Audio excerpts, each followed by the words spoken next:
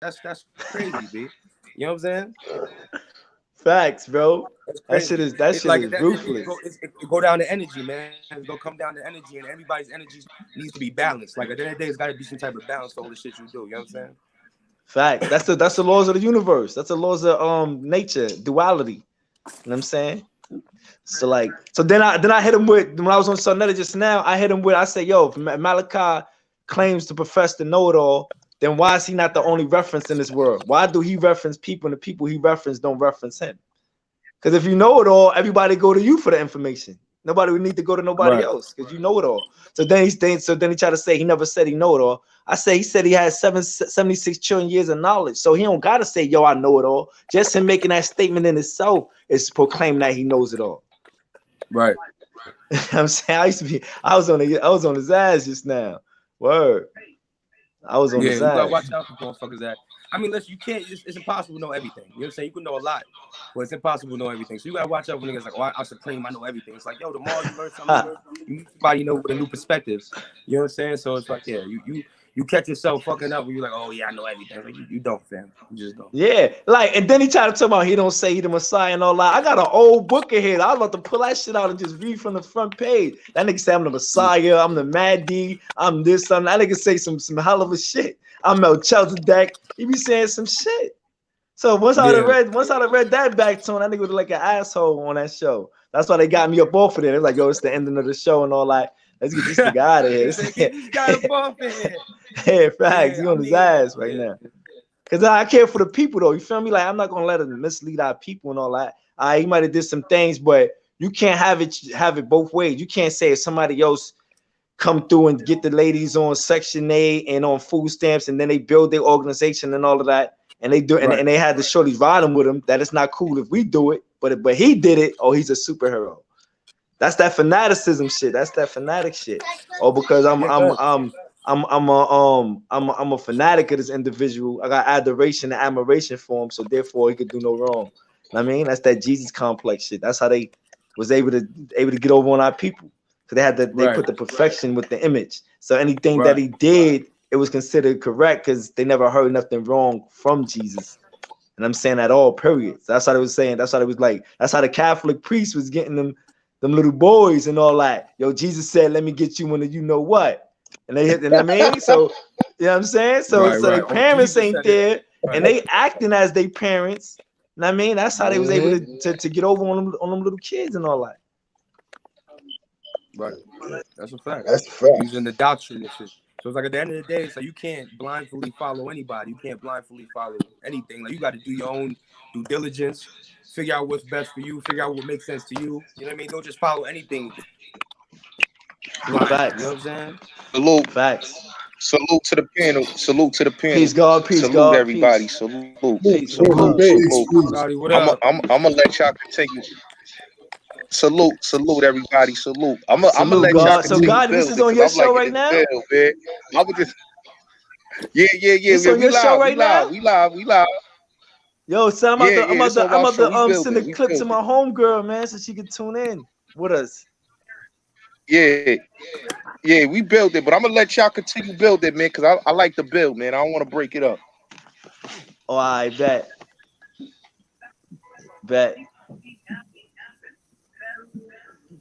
Go ahead, yo. Yeah, go ahead, y'all. I can spit, man. Whatever y'all want to speak on, we can spit, man. Okay, but I'm gonna introduce myself. I'm from Philly. My name, Keeman. They call me Biggs or whatever, but nonetheless, I'm on here. I know they said he was gonna spit about, different rap artists, and on top of that, giving back to the youth. So I'm all for that. You dig what I'm saying? Like I'm all for open opportunity. I'm saying shout out to the OA Haas. Haas, the one that said, the unity is everything. You dig what I'm saying? Like no matter what, culture we come from, what hood we come from, we all, battling on the same grounds. You know what I mean? So, we come together on a common purpose, man. We can get a lot of cop. Yeah, man. Gotti, what So up? that's just, man. Peace to the panel. Peace, peace. Peace.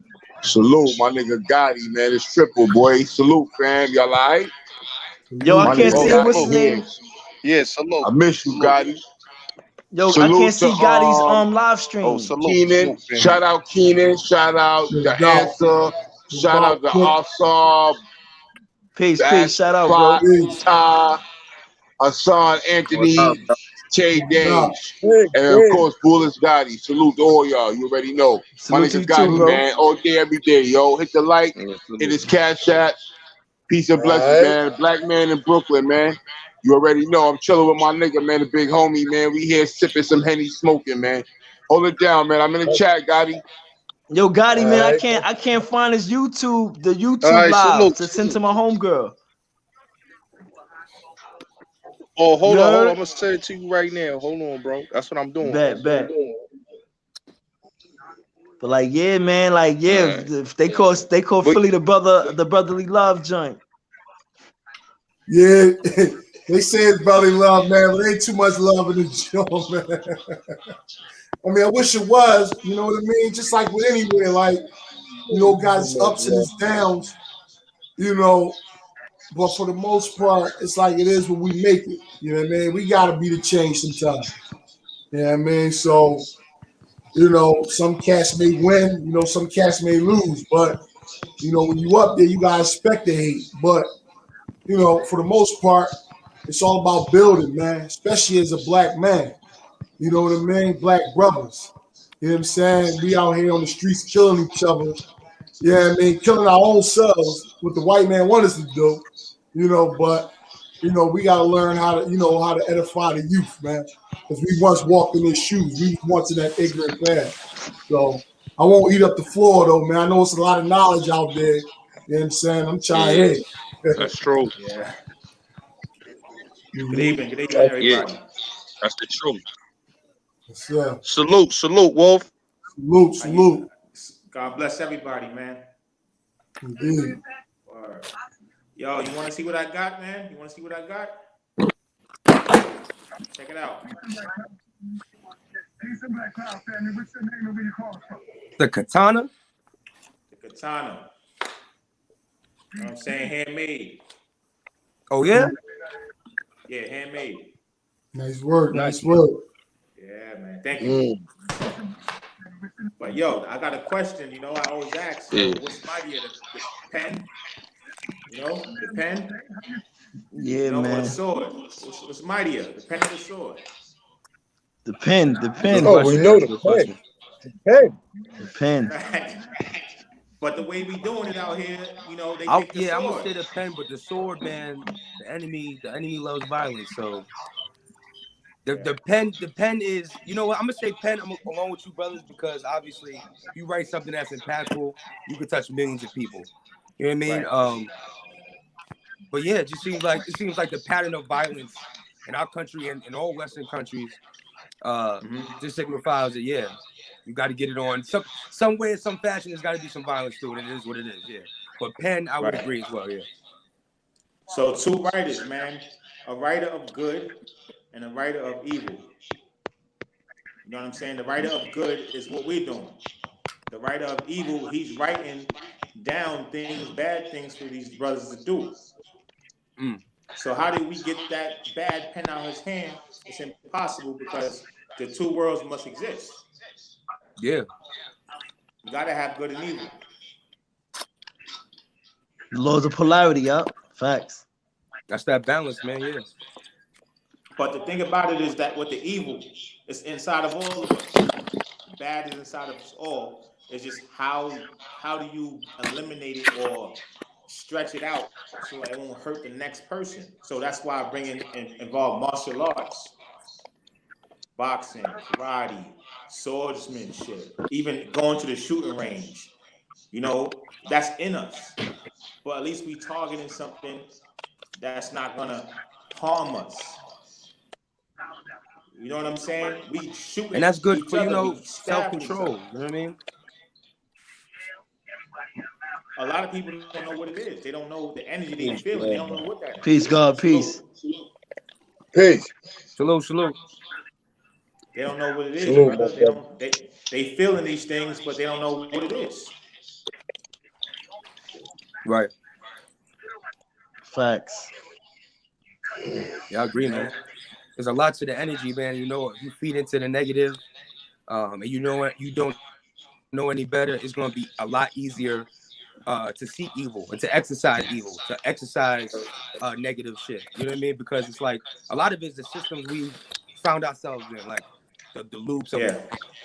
working a job or Son. being unhappy with Peace. What's your good? situation, whether it be being poor, whether it be unheard, whether it be you know what I mean, whatever your situation is as a black person, as a male or female, as a person that might find themselves a group at seen, right, recognized, like so.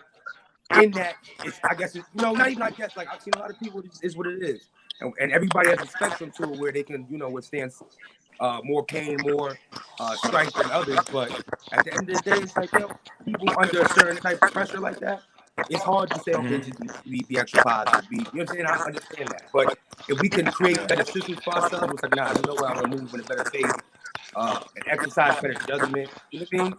That's the first step, in my opinion. Yeah. I feel you. Cosmo, what's good, Facts. man? Long time. Yeah. What's the science? How you feeling? Everything good? Yo, everything good, man. Blessed. God is good, man. You know. No doubt. What's the topic tonight? Hassan Just is freestyling. Say it again. freestyling. Okay. Freestyling, just talking about various different things and whatnot. So what y'all think about the relationships as of right now? Like male, masculinity, women, masculinity. like male, female. Yeah, like the man and women relationships and all that. Like we gotta share some stories, you know what I mean? That's what we gotta do. Sometimes we gotta air it out, you know what I mean? As long as it's not a Yo, shorty I'll that say the you first thing I'm gonna not say with, is I right? think, Listen. Yo, one more Yo, You need to shit. have yeah. two chicks. Y'all Yo, need to have yo. a wifey and a wife friend. That's what y'all need. Life will be all right. I nah, feel I'm just you. saying, like, we gotta get to the nitty gritty. You feel me? Like, we ain't gotta expose nothing that we with now and nothing, but like sometimes we gotta air out some of our previous relationships so people can know. Bro, And I'm saying what's really good. And I mean, if we don't All do right. that, this shit ain't gonna never All move right. forward. I got some stories to air out. You know what I I was just mean? gonna say this real If quick. a As chick a can't for help those that you, have a They significant don't do that enough other, on like a Jerry relationship or Springer. whatever the case may be. yeah, They don't lead the do Jerry that enough Springer chicks on alone. regular TV. Huh? I mean, Lead the we do have a platform. I mean, not to just so abruptly just interrupt. Pardon self, fellas. it's all But Mhm. if good. we do have a platform here, we definitely need to take advantage of it and not just waste it. I mean, there's Right, some right. issues that really plague our people, and yeah, I was listening to Yeah. pretty much what everybody was saying, man. So we can connect to a deeper, much more serious topic than starting off Y'all with want that. to talk about Mars? Yo, I want to talk about Talk about Those are facts. Mars. LGBTQ, bro. I want to talk about Yeah, let's listen, talk I want to about talk about the Mars, bro. trench. Yo, listen. Y'all I know want to this, talk the about the center of trench, Mars bro. is an ice block, right? All right. So I was reading up that they actually built a machine to go into the center of Mars and melt that shit and make all the gases expand and create an atmosphere there. Why are they doing that? They stupid. Because they're gonna move us soon. Nah, they stupid, bro. Well, I mean, I can look at one of the possibilities. I mean, they've been trying to find another planet that pretty much has an atmosphere. And if that is so, guess what happens? They may actually blow up the Earth. That's Facts. just it's something that's in their line of discussion. So now, I mean, those space stations that are out there, they Hmm. can only house but so much resources, so they can't blow up the Earth yet because those sources would only be temporary, and We eventually gotta they make would die. science cool again in the community. Here's where they killed Yeah, it at but I when mean, they went and found that super Earth. yeah, but how? I mean, can they get there?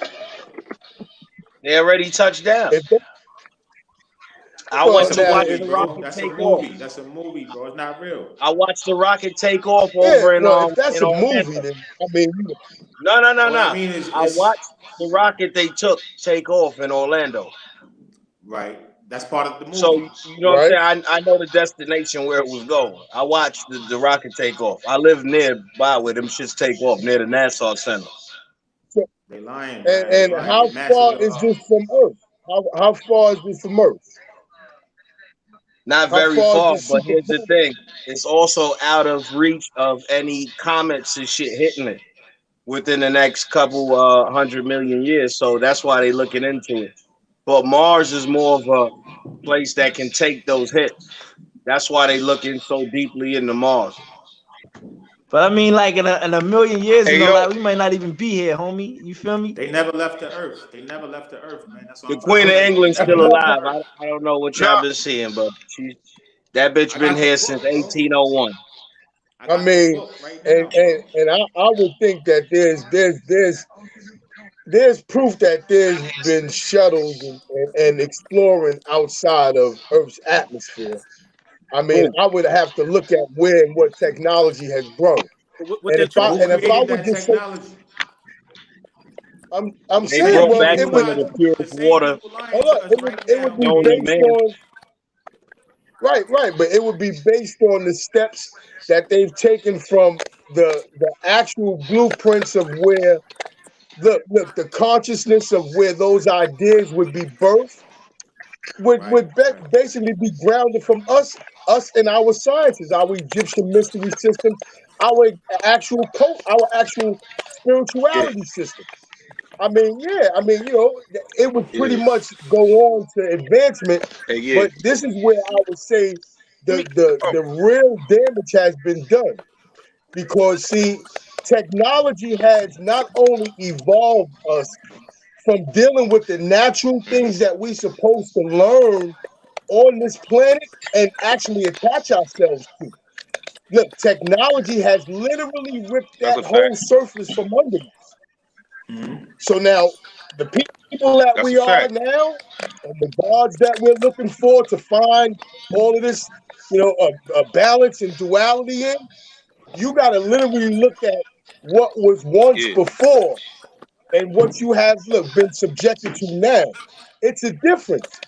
See, when you look at your platform is pretty much standing on yeah. what was built from a people that we are to the people that we've become. But now we can't Hmm. ignore that. We can't ignore the people Yeah. that we are because then we literally sever our attachments to our Oh, we ancestors' can't. greatness. We replacing the That's a natural fact. things that culture, our ancient look. There's civilizations that exist now that practice the spirituality aside from the religious aspects involved, and those tribes exist. It's just Hmm. that we've been so I modernized agree. here, so separated here that in our American fashion, we can't fathom to even connect back to our connection. And it's Yeah. real simple. Everything involves the natural acceptance and embracement of nature. When you looking at there wasn't no God concepts around our That's a ancient fact. ancestor spirituality system. It didn't have that. It was later on where Hmm. influences came, Yeah, Europeans came, then all of the myths came after that. That's simple. The whole clean nutshell with it. that's a fact. People want to dance around it, add the That's a fact. sciences and do all that. Yeah, but those I can see if those people didn't exist. But our ancestors still exist in habitats that haven't really been explored. That's a It's fact. just where YouTube, the cameras came and went in. You see Hey, now on YouTube hey, where they have hey. those cultures that exist. And there's no spirituality with the Hey, Hassan. concept of Jesus and Hey, all of hey, that hey, hey, involved in hey, it. hey, Hassan. We so detached. Yo, We Hey, we Hassan. we we Let me ask you. you know we lost. And if we don't look back and call on and start realizing that getting reacquainted with that and the ancestors' names and just recognizing that you're gonna stay stuck. And if you ain't on that right infinite ancestral track to your rightful ancestors, Guess which one you connected to? Remember, it's a duality. Good, evil. I'd rather give all the honor and understanding of where my ancestral roots come from, what it's connected to, get familiar with it, even while being here in America. But I would rather have that grounded in me to give them the honor and and at least the acknowledgement. Because I've been over here to Americanize. Gotta let that go, fellas. Otherwise, literally the connection. I don't care about what people practice. It's your actual connection and recognition. Realizing, replenishing what you pretty much been caked up with, fed the wrong foods. Well, nah, it's time to let that go. Reacquaint yourself with your ancestors' traditions, where in America, they give you free reign to practice. Well, then guess what? I know if we Hey, did that as, hey, you But know here's the something? as thing. a people, Here's the thing. But you know something though. Let me say something. You sure. know something though. Yeah. I think the problem is we need to teach this information to the youth because that's the most important information we need to know. See, I had a conversation the other day with somebody. I was But telling the big bro on the Gotti, phone. sorry to cut you for a second. Do you know what's Uh the huh. problem? Yeah. That sometimes the things that's good for you taste sour. Yeah. So you don't want to eat it because it ain't sweet. So you Yeah. can hear this shit all the time, but Hmm. because it don't relate to what you think you should be hearing versus what you need to be hearing. You Yeah. get what I'm saying? Yeah. That's the issue. That's the issue. That's definitely the issue. I think right, and that's why I said that the street culture ain't our culture. Our culture is basically knowledge, man. We took on a culture that really wasn't ours and try to make it ours and try to remix it and try to reverse it and try to make it sound cool. But all we was doing was taking another group of people's culture and basically try to adapt it like it was ours, where we know we fucked up when we try to adapt a culture that wasn't ours and try to play by the same rules that they played by. You know what I'm saying? When Facts. I look at No, you're when I definitely look at the right. mafia, when I look at the mafia, and I look at these street gangs trying to be just like the mob, and you really look at it, they ain't did nothing the mob did. They ain't run no union. They ain't Nope. build no casino. You know what I'm saying? All that what you see in them mafia movies, we wasn't doing that. We try to be Al Luciano and Pacino. them brought water to the desert. Yeah, we try to be like Al Pacino. We try to be like Robert De Niro. But at the end of the day, what that give us? Three hots in a cot, and we sit in the 8x10 cell. And we ain't got no history. We ain't talking about growth and development. We ain't talking about legacy. We ain't talking about what we need to know about this natural habitat. We ain't talking about none of this. Because right now, they killing our crops, man. You know what I'm saying? They poison our food. They killing our baby. And we out here trying to talk about keeping it gangster and street code and glorifying Facts. old stories from the 80s and 90s. Like, come on, man. Facts. Listen, I was watching two documentaries yesterday. I watched That's the right. hip hop undercover joint on FX. I watched the crack joint on Netflix. And all I kept hearing was dudes reliving stories from the 80s and 90s. Pain. Nothing but pain, nothing but trauma. Dudes talking about how much prison time they done did, how much they had to run from the police, but none talking about legacy and generational wealth. That's the problem. We glorifying the wrong things in the community. We need to talk about generational wealth. We need to talk about the legacy. Yo, Gotti. Mm-hmm. No, Gotti, that's exactly correct what you were saying. A lot of us we try to take a subculture from subhumans, right? And we try to Mm-hmm. live it. That's not really our vibration. And like you Yeah. said, a lot of people are saying they gangster. But I want people to study what's the brother named Robert Smalls, Yeah. the slave who stole the slave ship, and they came back and killed a couple of slave masters and freed like Yeah. 9 or 10 people. Like stuff Yeah. like that is like gangster. You know what I mean? When you going into the system and you Yeah. revolting but not when you putting pressure on your people. That's not really gangster. Listen, let me tell you I'm something. glad I'm gonna tell you what's gangster. glad you touched on that. I'm gonna tell you what's gangster, and what a lot of these gangsters ain't doing. You see what they did in the Capitol. Right. Why black people ain't doing that? Right. All the laws that they did to us, all the injustices they did to us. We ain't storming the Capitol yet and raising hell. Nah, they would We kill ain't doing. us. That's a fact. They would shoot us. Hold That's a up, fact. Yeah, hold they up. would shoot us, Yanni, black man. Yanni. You gotta It Yeah, would be a remember, whole they different not ballgame. built like Asada Shakur and them. yeah. They ain't built like Asada Shakur. They They not ain't built gonna like run up Fred in no Hampton. jail and go free their homies.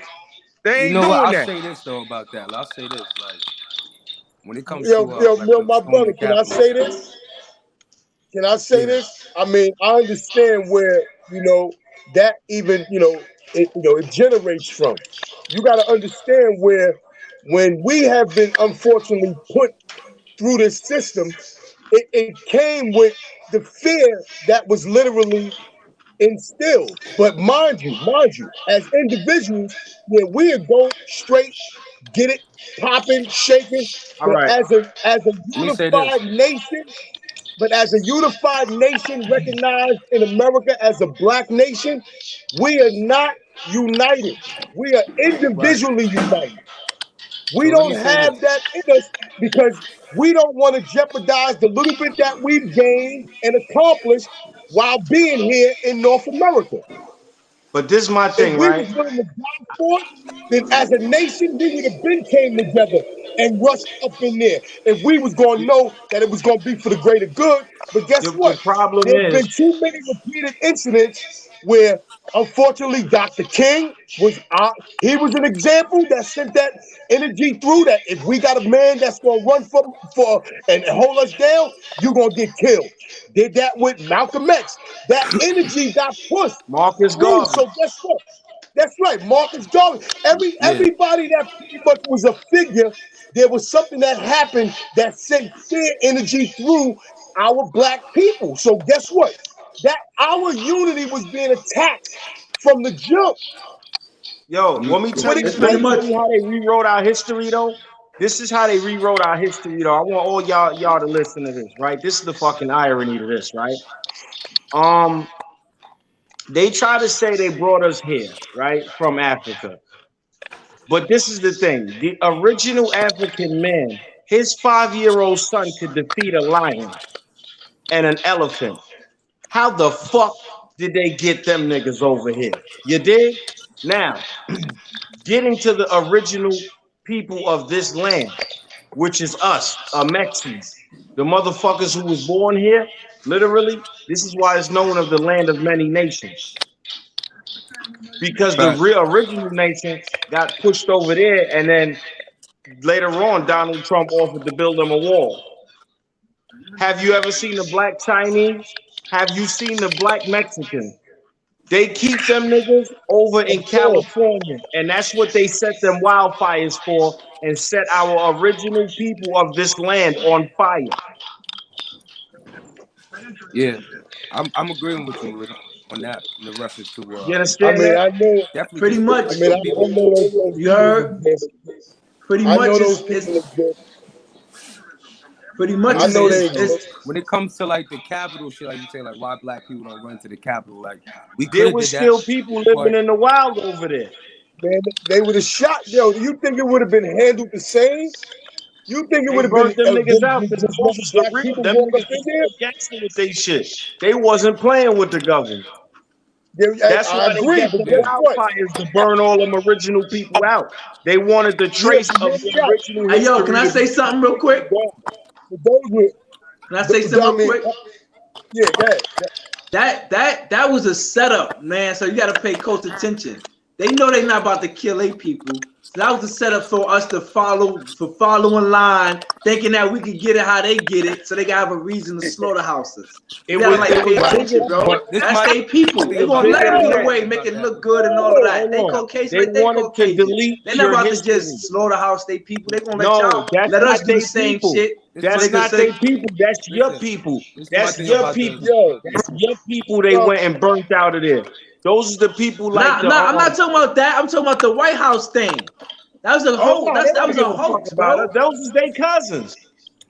You feel me? That's a hoax. So Yeah, they while they go and do that shit, you want to be a They black fucking hero, cousins ran and up in there. they You all know they what gonna do they is give did? you a He said rest in he peace called his t-shirt. cousin. He said, "Hello, hey nigga, So, I'm question. coming. I got I'm a coming quick down there. question. Leave the back door open. Me and my fucking friends about to run through there with toilet paper." And Yeah, that's what Keenan, the what you fuck get ready to happened. say? Yeah, yeah. Those they I got a quick cousins. question. Even before the Capitol, right? When we look at our black youth in the cities, right? We already killing each other off anyway, right? And like you said, if we were to go to the Capitol, 9 out of 10 it'd be some old heads or whoever going down there, and they shoot them off too. But my thing is, how can we transform the minds of these youth in the streets? You know what I mean? First, you know what I'm saying, to take their mind off of violence, You right? know what it is? Uh-huh. We gotta More talk at one parents time. need We to all gotta connect. talk at one time. All right. More parents need to connect. You know what it is? That father and that mother is needed. And for you women out there, stop acting like you don't know how to let your child go because your baby daddy moved on and is in a better position. I'm not speaking on no one or nobody personally. I'm just saying from past experiences with people in life. Let them kids, if he's doing better with a different chick in a better neighborhood, keeping him in the ghetto or keeping her in the ghetto is suicide. You killing your fucking child. You understand? So mothers, you need to let fathers be fathers, and fathers, you also need to fucking be there. You feel me? Mm-hmm. And if the mother won't let you be there, try some other goddamn way because you see what's happening with the youth. It's a balance of parents, dog. That shit ain't got nothing to do with really. All right, I'm gonna show you like this, right? My mother was a crackhead.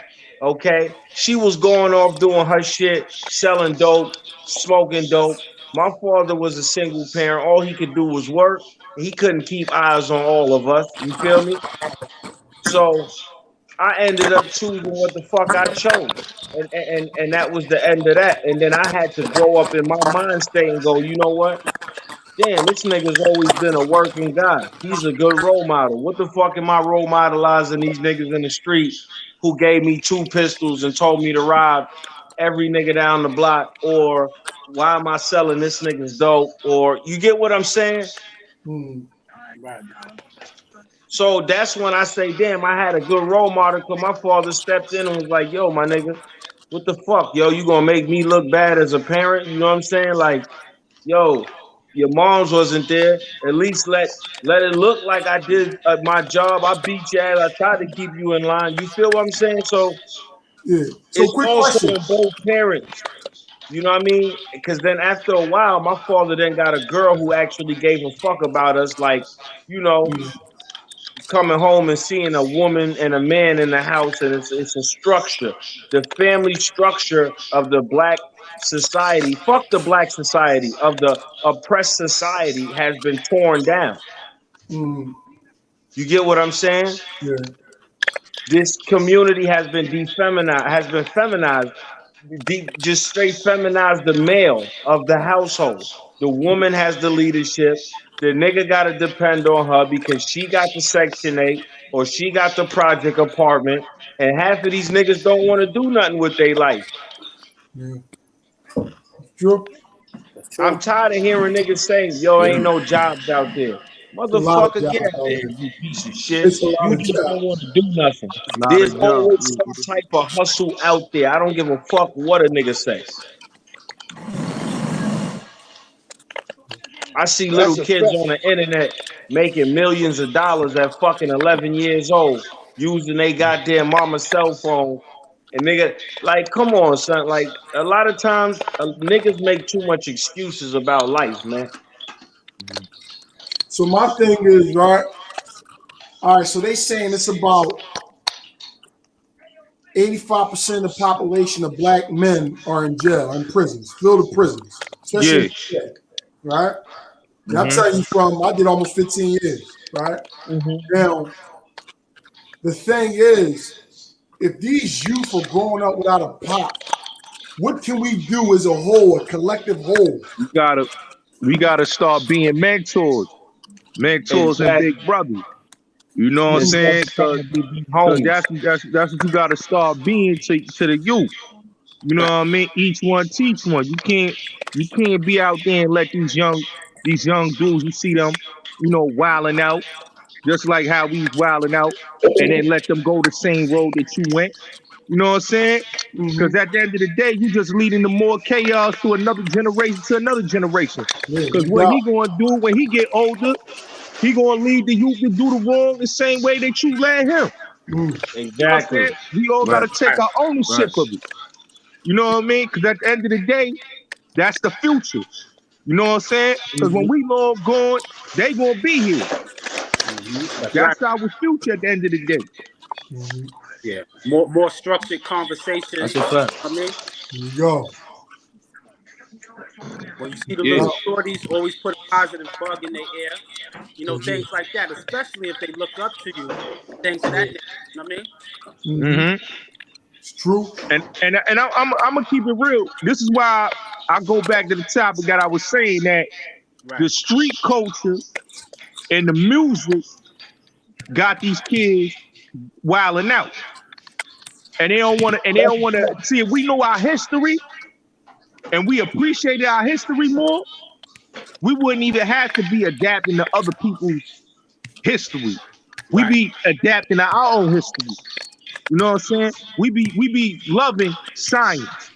You know what I'm saying? We be loving to pick up a book and read about what our ancestors did and all the powerful things they did.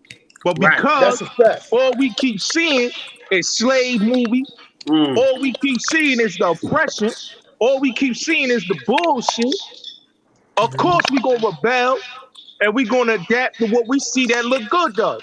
So if Because we we see the think that's dude us. with the fast cars, we see the dudes with the gold chains, the diamond chains, the women, we like that's what we want. But we don't understand after we get that, we get the negative results in the end, which is the Consequence. prison time, which Yeah. is the graveyard, the The hate jealousy, from the our people. envy, the lust, and the Mhm. vanity. That, yep.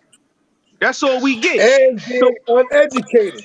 and uneducated. Right. So this is why today, if you look right now, we got nothing but negativity going on. Jerry Yep. Springer, old dog mentality with these youths. Everybody want to be a paid in full. Everybody want to be a belly. Everybody want to be what they see in the movies on the TV and what they hear what the rappers Yep, say. Everybody want to yep, go out there and yep. bust their hammer. Everybody want That's to a go fact. and think they the hardest man on the block. But they don't That's a understand fact. all that you doing is designing for your future, which is your Yep. destruction. Right. Right, right. Failure. All that is failure. So all what they seeing is they lead it, and then with the youth that's coming up behind them is seeing the same failure. So with Mhm. them seeing the same failure, they want to go out there and do the same thing that they see the older dudes on the block doing. I always say the impressionable age to go get your kids is at 11 years old. Because when you're 11 years old, you see a lot and you become idle. And then when you become idle like that, you become a victim for the street. Right. A Because product of now, your environment. product of your environment. Totally. Because now you basically being recruited. You know what I'm saying? You start becoming a lookout. You Right. start holding the packages for the older dudes. You start hiding the guns for the older dudes. Yeah. You know what I'm Sometimes saying? Mhm. you gotta ask them. Because Sometimes you're do impressionable. it. Yeah. Want to be down. You want to be down. So now when you become Right, right. 15, when you become 16, when you become 17, when you become 18, you the man now.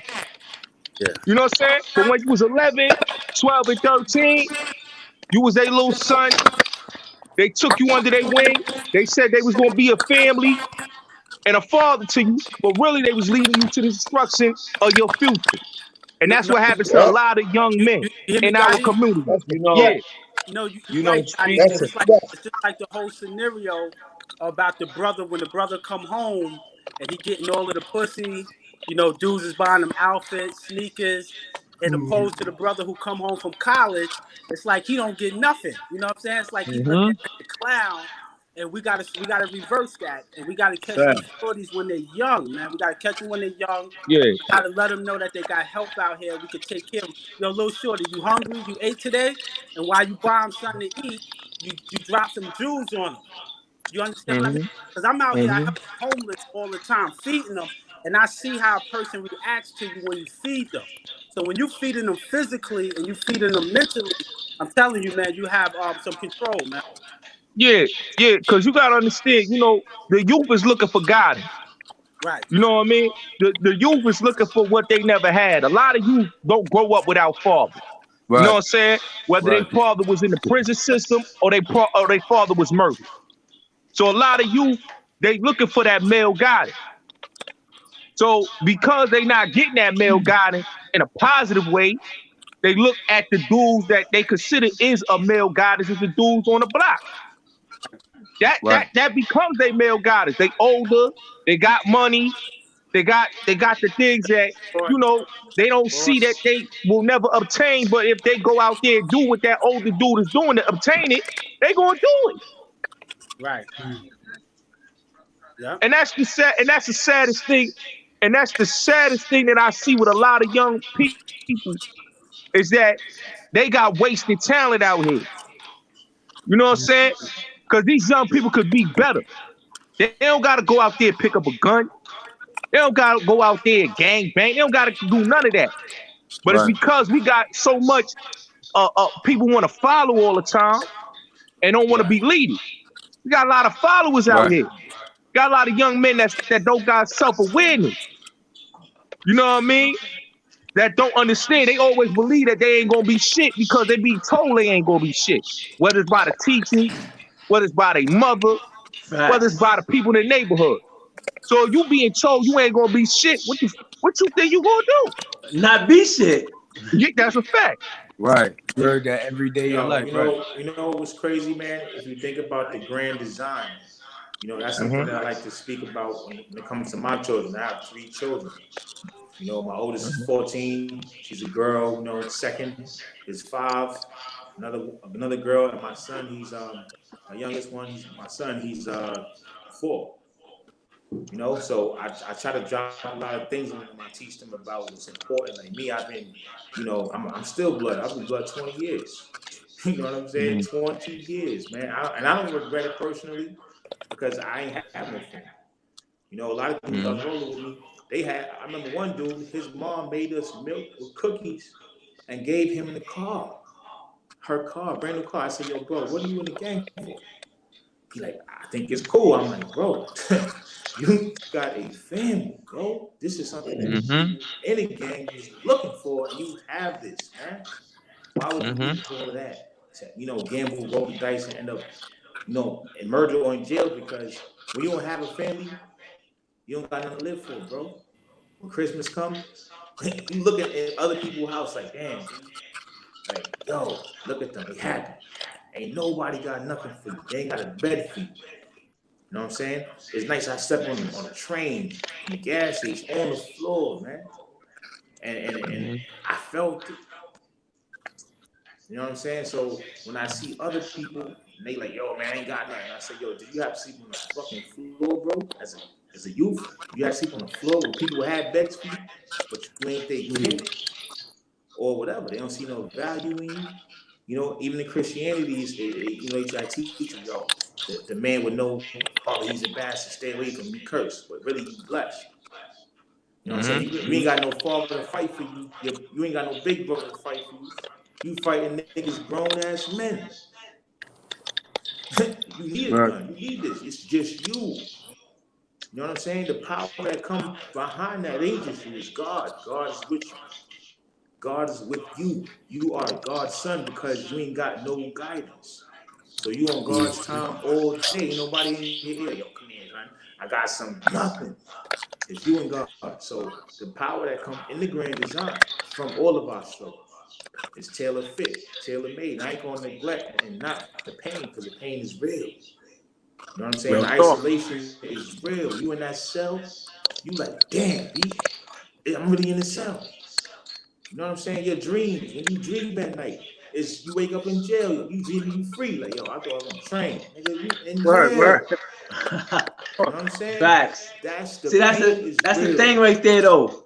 Like, the biggest thing of that situation is when you're a fantasizer. I used to do this, used to do that. Wish I could do this, wish I could do that. I remember I had this, remember I had that. And then you got some people that went and work for McDonald's and nothing, but the highest paying job is $1 a day when you're incarcerated. So they only make $7 a week and all that. You know what I mean? But they think that we glorify that. We ain't glorifying that. We just glorifying the fact that we might have slipped up, made some mishaps, and wound up in a situation like that. We're still able to hold it down when most people don't. So that's the reason why you become like more carefree as opposed to most of the world, because you know where you came from at the end of the day. So you get to get that real understanding of life, is to know that, yo, we all equal. You know what I'm saying? You could get everything while you're alive, but can't get nothing when you're dead. So the whole core thesis of living life is to be alive, is to enjoy it. That's why you can seem more happy than most people. Because now let me speak, bro. Let me go, bro. Let me speak, bro. So you got people who's preoccupied, right? At the end of the day, with daily routines that they do. So the real things that really matter, they can't ever hear that, and they're not really willing to accept that. So then if you hit them with the real knowledge, they're like, oh, this nigga, oh, he's a lame, oh, you broke, you speaking that broke talk. But when they go home at night and they hear the knowledge that you kick to them, they got to come to the realization that that's the fact of life, though, that all is equal. No matter if you got $1 billion, $1 trillion, Mercedes Benz, a foreign, whatever you got. At the end of the day, we all equal. You know what I mean? And that's the true freedom. That's the truth. That is the truth, man. And that's why I'm saying the grand design, when all we going through, we are the men that we was talking about when you do something. We are the men, we were just saying, yo, man, yo, brothers need, yo, we are those brothers. That's it. Ain't no, we need those brothers, we are those brothers. You know what I'm saying? As long as we keep doing the work we doing, we're gonna keep attracting the brothers who we feel should be out here and doing something. We all doing something in a major way, man. You know, take a 10mm drill to sink a battleship. A 10mm drill to put a hole in that shit to sink. You don't need no big, you know, thing going on. Little things, man. Just keep the little things going, man. Over time, those little things, you know, the water turned the mountain into sand. And at the end of the day, like, we gotta like speak on life from all levels, man. Because at the end of the day, right, if we don't speak on relationships and all of that and bring forth the facts, right, that's like genocide to our people, bro. That's just happening right now before our eyes. So like, how can any of us say we care for our people if we're not willing to bring forth these truths? We don't. You know what I'm saying? Because remember, during that brother want to talk about relationships. Nah. Let me go, bro. Let me go. I don't cut nobody off. Let me go when I'm spitting my knowledge. Let me spit. Right. So like, at the end of the day, right? If we don't ever speak on that, right? At the end of the day, then we ain't gonna be able to separate the real from the fake. You know what I'm saying? Like, you got some shorties that might be married to another nigga. They step outside their relationship, then they get with another nigga, but they still married. And at the end of the day, right? But they codependent on who they married to. So that person might have joint bank accounts with them and all sorts of stuff, right? So they really can't leave their situation no matter what. But let me say this though, right? And this is why I said the family structure is important. You know what I'm saying? Family is important. You know what I'm saying? Whether you with your child, you know, in the household with the mother, or you even outside, you know, you can still be a father of your children without having a relationship with the baby mother. You know what I'm saying? The whole fact. But as long as you giving that male guidance, because I'm gonna keep it real, man. Young men need their fathers in their life. They need them. You know what I'm saying? Because them streets will get you. Right. You know what I'm saying? True. And like Wolf was saying, I've seen a lot of dudes. I'm not gonna lie, Wolf. I've seen a lot of dudes I grew up with that had no business in the street. Had fathers, mothers in the household. Mothers got good jobs. Fathers got good jobs. But they got the peer pressure, and they was like, yo, I want to join the street because it's cool. Niggas got girls. Niggas got money. I don't got to beg my mom for money. I don't got to beg my pops for money. I go out here and get money right now in the street, and get all this flamboyant shit I'm seeing, and I ain't got to slave on no man's job. Right. That's what these dudes. This is what these dudes are impressionable by. They like all that. They like all that glamour. And I try to tell young dudes, man, that glamour is an illusion. It's an illusion. At the end of the day, it's an illusion. Mm-hmm. You know, and that's what a lot of dudes don't understand is you may love the materialistic things, but like I said, and I tell all the young dudes like that, them dudes that's doing that, man, they taking chances with their life. You taking penitentiary chances and city morgue chances. Playing Russian roulette. That's what it is. You playing because every time you put that bullet in the chamber, you like Bay just said, you playing Russian roulette with your life every time. Because you're gonna keep trying to put more bullets in the chamber and more bullets, and then you playing with your own life at your own risk. Right.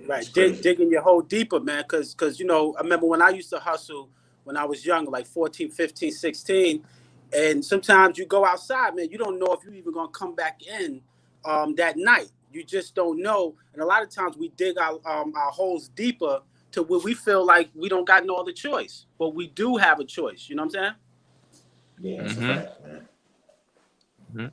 And like you were saying, Wolf, and I agree. Like a lot of young people that got good families shouldn't even want to get involved in the streets because you got that family structure. Dudes that get outside in the street don't got that family structure, don't got that moms and pops in the household. You know what I'm saying? Right. Don't know what it is to have that. You know, you got a lot of dudes that come home and ain't no food in the refrigerator. You know what I'm saying? That's been in group home. Yeah. You know what I'm saying? And I try to tell people, like, my cousin is a perfect example. I always talk about him because he was in group home. His moms and his pops was both locked up. Cornflakes and water. Yeah. Right. Like, and his moms was locked up in PA in the feds. His pops was in the state. But he didn't have his two parents. And his grandmother was locked up. So look at that right there. You in the system. He went through all his life through the system, and now he back in the system with federal numbers, penitentiary numbers. Yeah. And he got kids. So all that's a repeating cycle right there. And this is why I tell you, do not try to go out there and try to join this shit if you ain't ready for this, because this is not for everybody. And this is not to be glamorized. This is for people to understand that when dudes is trying to kick game to you and tell you what's gonna really happen to you, you gotta take heed and listen. Right. Because dudes been through the struggle. A lot of these youth don't need to go through the struggle that a lot of men go through, man. You got men right now that's coming home from the state penitentiary, from the federal penitentiary, that's coming home to grandchildren. Right. They ain't even get to see their kids grow. Their kids is grown adults. They now seeing their grandchildren who's now teenagers or starting to become teenagers. Yeah. Right. So why take those chances? Man, you know what? It's not even us, brother. You know, you right. Everything you saying, everything we notice, we looking at it. But really, man, the one that's running this whole thing is the big man upstairs, man. Really, because if you ain't go through none of that stuff, you wouldn't know how strong you was. And what I know is hell, man. You know, people have medical problems, they got financial problems, education, all kind of problems. You know, but if we, the whole part is to overcome. When we overcome, which we are overcoming, and it just gets greater, we come together and it shows that the struggle was really nothing because you overcame. You know, kindergarten at first, kindergarten, you that shit bad, man. Kindergarten, man, come on, man. I got to do a bit here. Yo, you went to first grade and you just keep going up. You know, even sitting, like I said, in a jail cell, bro.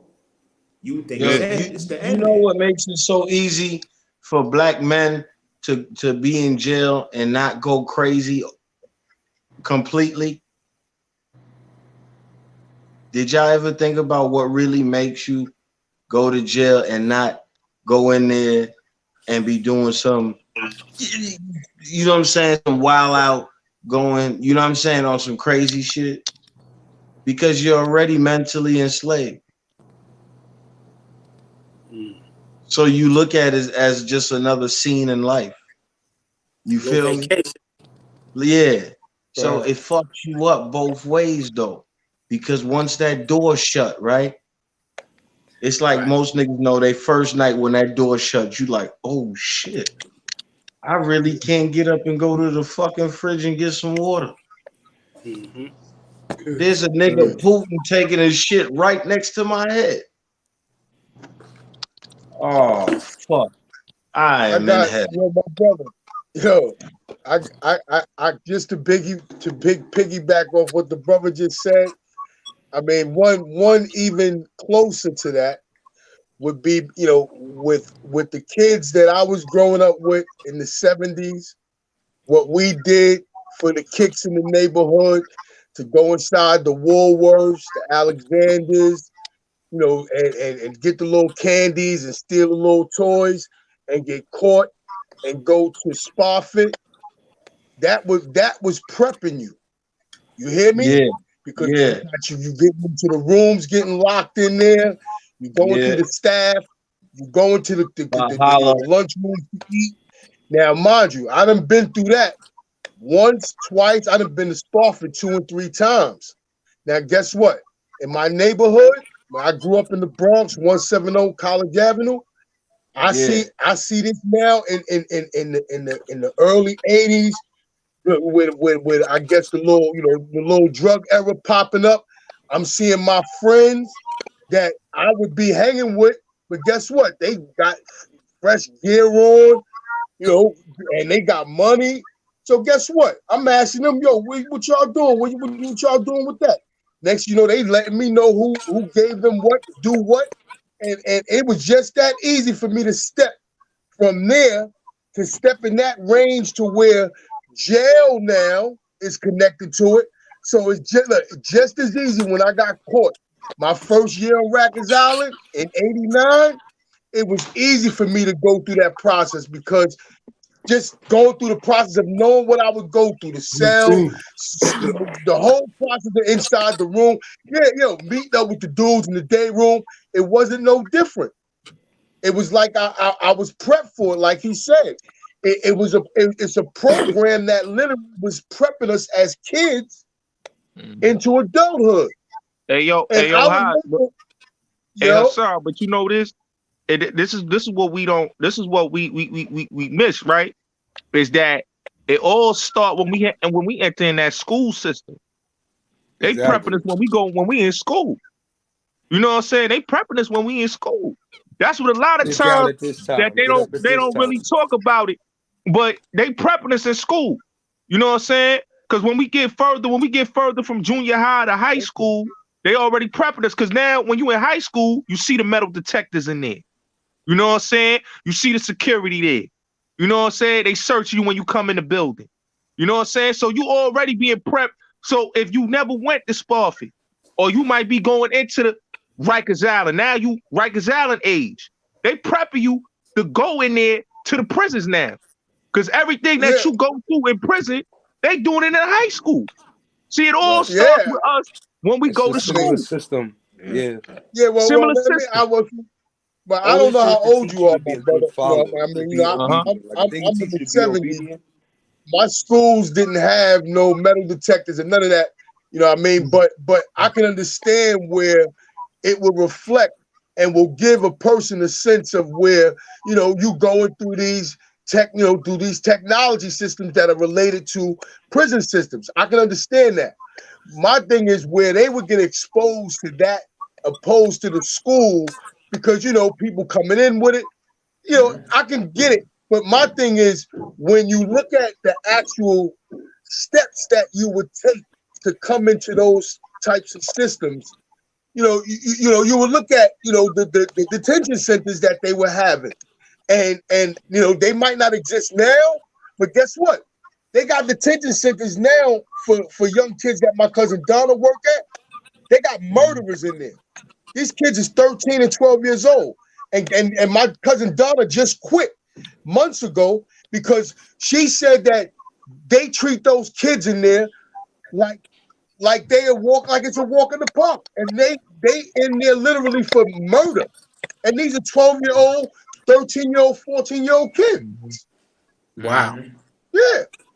And I'm like, I can understand, where what we, get subjected to. Our neighborhoods, our whole urbanized format that we get exposed to is literally for our demise. We Right. don't have anything educational necessarily or that some, are in our neighborhood. like Yo, that's why I tell people, like, look at the project. You know what I'm saying? Let's look at the project for example. You know what I'm saying? If you really take a look at the projects, that's a maze right there. It's one way in and it's one way out. You in a rat trap. You know what I'm saying? Facts. When you enter in the project, that's a rat trap. That's what people don't understand. That's a big old rat trap right there. You is a mouse in a trap when you walk in the project. Because all it's showing you is each project you going through, it's like a mouse going through every level of that maze. You just running, you trying to escape out, but you can't because you trapped. So everything that goes, that's what a lot of times that we don't understand the community, that we trapped in our own community, and they do this by design. Right. Yeah. Right. They It's want by you to design. get familiar. No. We get familiar with, blocks and blocks of our neighborhoods. And not that we don't go out and venture off and go out. But guess what? We don't even have neighborhoods anymore. Guess what? We have hoods. Hoods that predominantly reflect a bad term, because you know what goes on in the hoods. That's a Look fact. at that. The respect, the honor, the caretaking, the love. It's not in our neighborhoods anymore. All of that's weaned out. You got so much that exactly. And you where Mr. Johnson and Miss Jones would be able to stop whoever and whatever was going on. And look, everybody would do the mannequin challenge, as Miss Jones said. What? Everybody stuck. You a lady and all that say that now, or man, they liable to get jumped and beat up and whipped on. Get out of here, because there is none of that texture, none of that in the neighborhood. That's a communities fact. was, And but they do that, on purpose in our communities.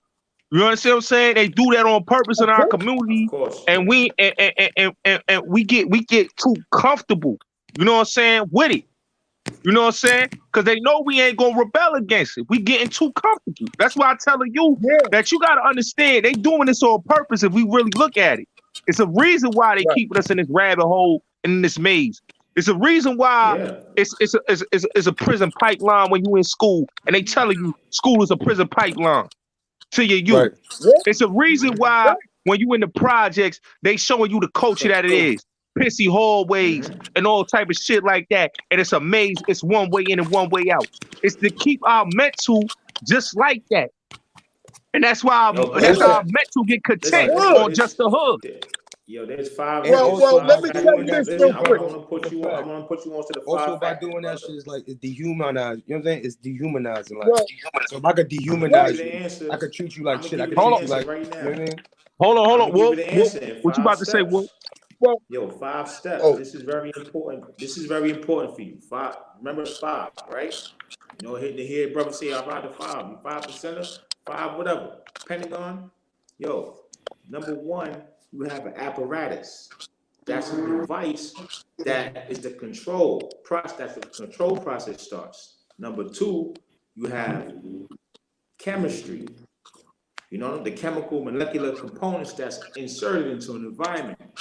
Number 3, you have biology, genetics, the way your gene structure receives and responds to the chemicals, right? Then you have sociology, how it affects the entire population of people. And last but not least, you have psychology. There's a method, and there's 2 things that control them. Social connections. Social connections. If you have no social connections is based upon life expectancy, probability, and formulas. How is life expectancy calculated? Well, you're looking at the average death for the population of those group of people. Okay, so now we inserting ourselves into a whole different matrix and perspective and perception. Life expectancy, bro. We are dying. Well, in the 80s, we was dying before 40. Medical problems, dropping dead. These days, people dropping dead before 25. We need to increase and elevate our social connections. And once we do that, we free. Can I ask social connections that would be more or less helpful than harmful? I mean, I would really pretty much lean on where I got a simple solution.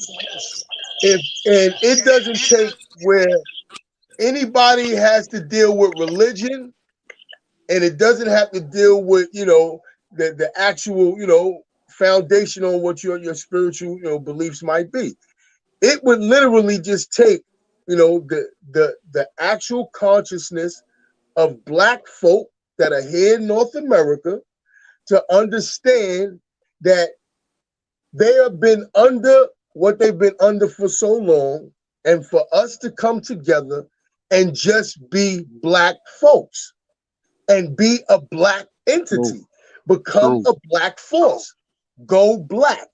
Everybody that's in North America that say that they Black, if they can recognize that, no matter what creed, color, in reference to your ethnic, because we deal with shades, we know who are original people. It's only two nations on this planet, and we're going to deal with polarity. You only have Black and white. So when we know and understand that these folks is not these folks, and we are who we are, and can be a force. And look, that's just the Black folks in North America. We can do that, and literally, their businesses would crumble. And we would be a power to the rest. And we would be say one thing real quick? Christians, Let me say one thing real quick, bro. Islam, Black, right? The term Black is dead in the eyes of the law, right? So basically, they legalize being Black as us being dead. So they have they can legally kill us rightfully and willfully, even though it's not right and exact, but to them it is, because in their law system and in their paperwork states that they can do that. Right. I mean, but I'm not never saying don't still call us what we call us, because we're not falling under their jurisdiction like that, like how a slave would and whatnot. You know what I'm saying? Hey, Stretch, you got echo, man. You got echo. You got to come back in, bro. I bet. Yeah, you got echo, kid. I bet. Yeah, I mean, I understand the brother's point. Yeah. I mean, Well, let me say this though. Let me say this though. I feel like the problem with the community is that our history was stolen from us, and we was basically, taught to believe that we were just only slaves. It's an echo. There's an echo? Oh, I might Yeah. I think everybody got mute. Everybody got mute. Everybody got mute up, probably. Mute yourself, everybody. Yeah, everybody got mute up. Yeah, but I think what happened was because our history was stolen from us, and because we basically believe that, how can I say this? Oh shit. Oh, okay. I'm good. Let me hold up. I thought I was out of here. But hold up. All right. So what I was saying was, because our history was stolen from us, right? And a lot of times people don't understand that we got a rich history, man. What goes back to having a university like Timbuktu. You know what I'm saying? Being kings and queens. You know what I'm saying? Understanding that we built our own religion. You know what I'm saying? Richard Allen built our own religion, which is AME. You know what I'm saying? So it's a lot of things that our history is so rich and so great that what people don't understand is we allow others to tell our history and tell our stories, and made us to believe that we don't have rich, beautiful stories. You know what I'm saying? I know Keenan want to speak. I'm gonna let Keenan speak, and I'm gonna let Tate speak, and I'm gonna come back in. Oh, no, go ahead. Now I was just saying it wasn't no mute, but now I'm with you though. You're right. We do got a rich history, We especially got a like, rich. with the Black Wall Street. We had Yeah, black banks until they came and burnt them down. There's a yeah. lot of stuff going on, man. We do got a lot of history, We but like got a lot of history. We now, got a lot. Let me say something when it's y'all time to ready. build Yeah. that thing back up. You know what I'm saying? As a whole, as a collective, they say only 1%, of the world's riches belong to the rich people. But as a whole, man, as a black people, and it's because there's a lot more successful black people out here. You know what I'm Yeah, saying? And those youth that we're concerned about, a lot of them are gifted and a lot of them are talented. You know what I'm saying? So for the most part, if they were to put that energy, like you said, that energy they put into trying to fit in with the peer pressure and chasing those illusions of the Instagram and the Facebook and all that stuff, if they put that same exact energy, even if it is rap, you know what I'm saying, or even if it is conducting the business, but sometimes, see, what a lot of you fail to realize is you're not going to just build a business by yourself. Yeah, you can have the creative thought, yes, but you also going to need help somewhere along the line. So we got to let these people know that it's all right, not to know certain things. You know what I mean? yeah. And Just you know something, Keenan. That's Mhm. why, like, I tell people, like, when I look at like the youth, like we all in the East Coast area. You know what I'm saying? Whether it's Philly, Jersey, New York, we all in the East Coast area. So what's going on in the community is that the youth, they doing the music, but the music today has become more violent than ever. You know what I'm saying? And Yeah. it's not like I was telling somebody the other day. I said it's no money in the streets. So what it is, the music is becoming a new drugs for the young people. You know what I'm saying? It's the new drug game. So now when they listen to these rappers and they hear them talk about, oh, I just smoke your dead mans, they going out there, they going and they shooting each other over what he said on the record or what he said online. You know what I mean? On these social networks. This is the problem with our community is that we got so traumatized that we allowed what was going on. Like we in a pandemic right now. This is what people don't understand. We in a pandemic. We fighting for our lives. You know what I'm saying? Our survival right now. And the youth right now is out here trying to wild out during a pandemic. That just shows you the sickness of what's going on and what they doing. So rather it's the government killing us with this virus, our youth is killing each other in the streets every day. So I'm gonna let you talk, Tay, because I know you want to speak. Bless. Yeah, man. I agree fully with what you're saying, man. And like to go back to the music, like it's real funny when a lot of cats will make the music about, using drugs and drinking, but then in their personal life they say, oh, I don't even do that. I don't. So now you propagating a certain idea and a certain negative lifestyle on the people, right? Young folks and whoever's really your targeted audience, but you propagating this idea to people that you don't even condone. You don't even fuck with this, but you gonna shovel that out to people for a profit. So a lot of it is like, yeah, music has become a commercial, has become a vehicle to sell goods to you. Like, and not even the good shit, like not even things that are gonna prop you up and do better things, just sell you products, consume more goods, right? So it's like at the end of the day, we need to start, if you're gonna consume,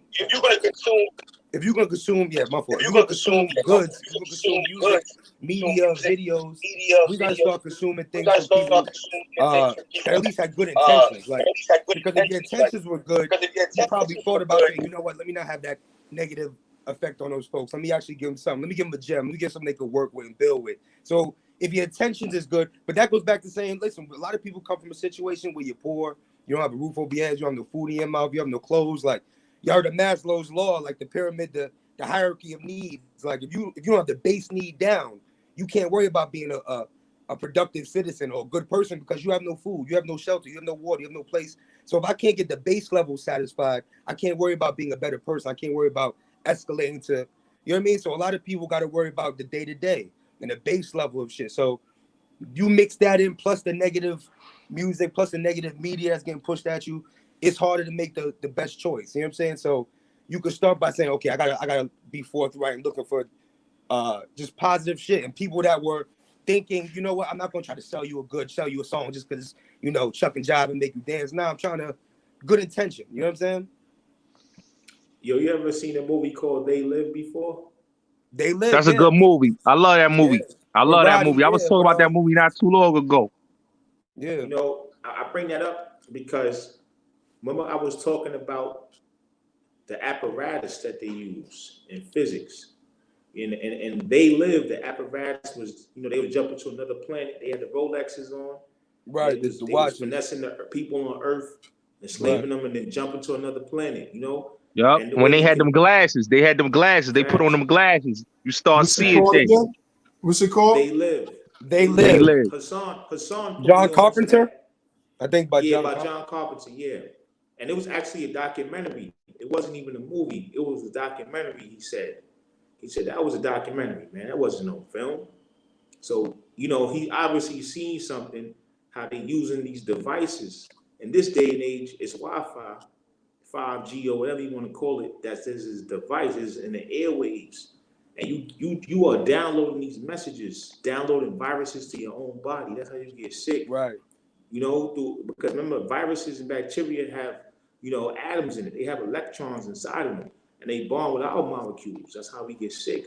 And if you have an electron microscope, you can see these things in the air, you know, with your naked eye. If you have an electron microscope, you can see these waves in the air. But them things cost hundreds of thousands of dollars to even have an electron microscope and to prove that you are seeing things. But when we feel things and see things, they put us in the psych ward.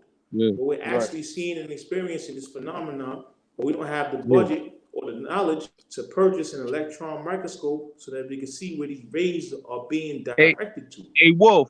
Right. Hey Wolf.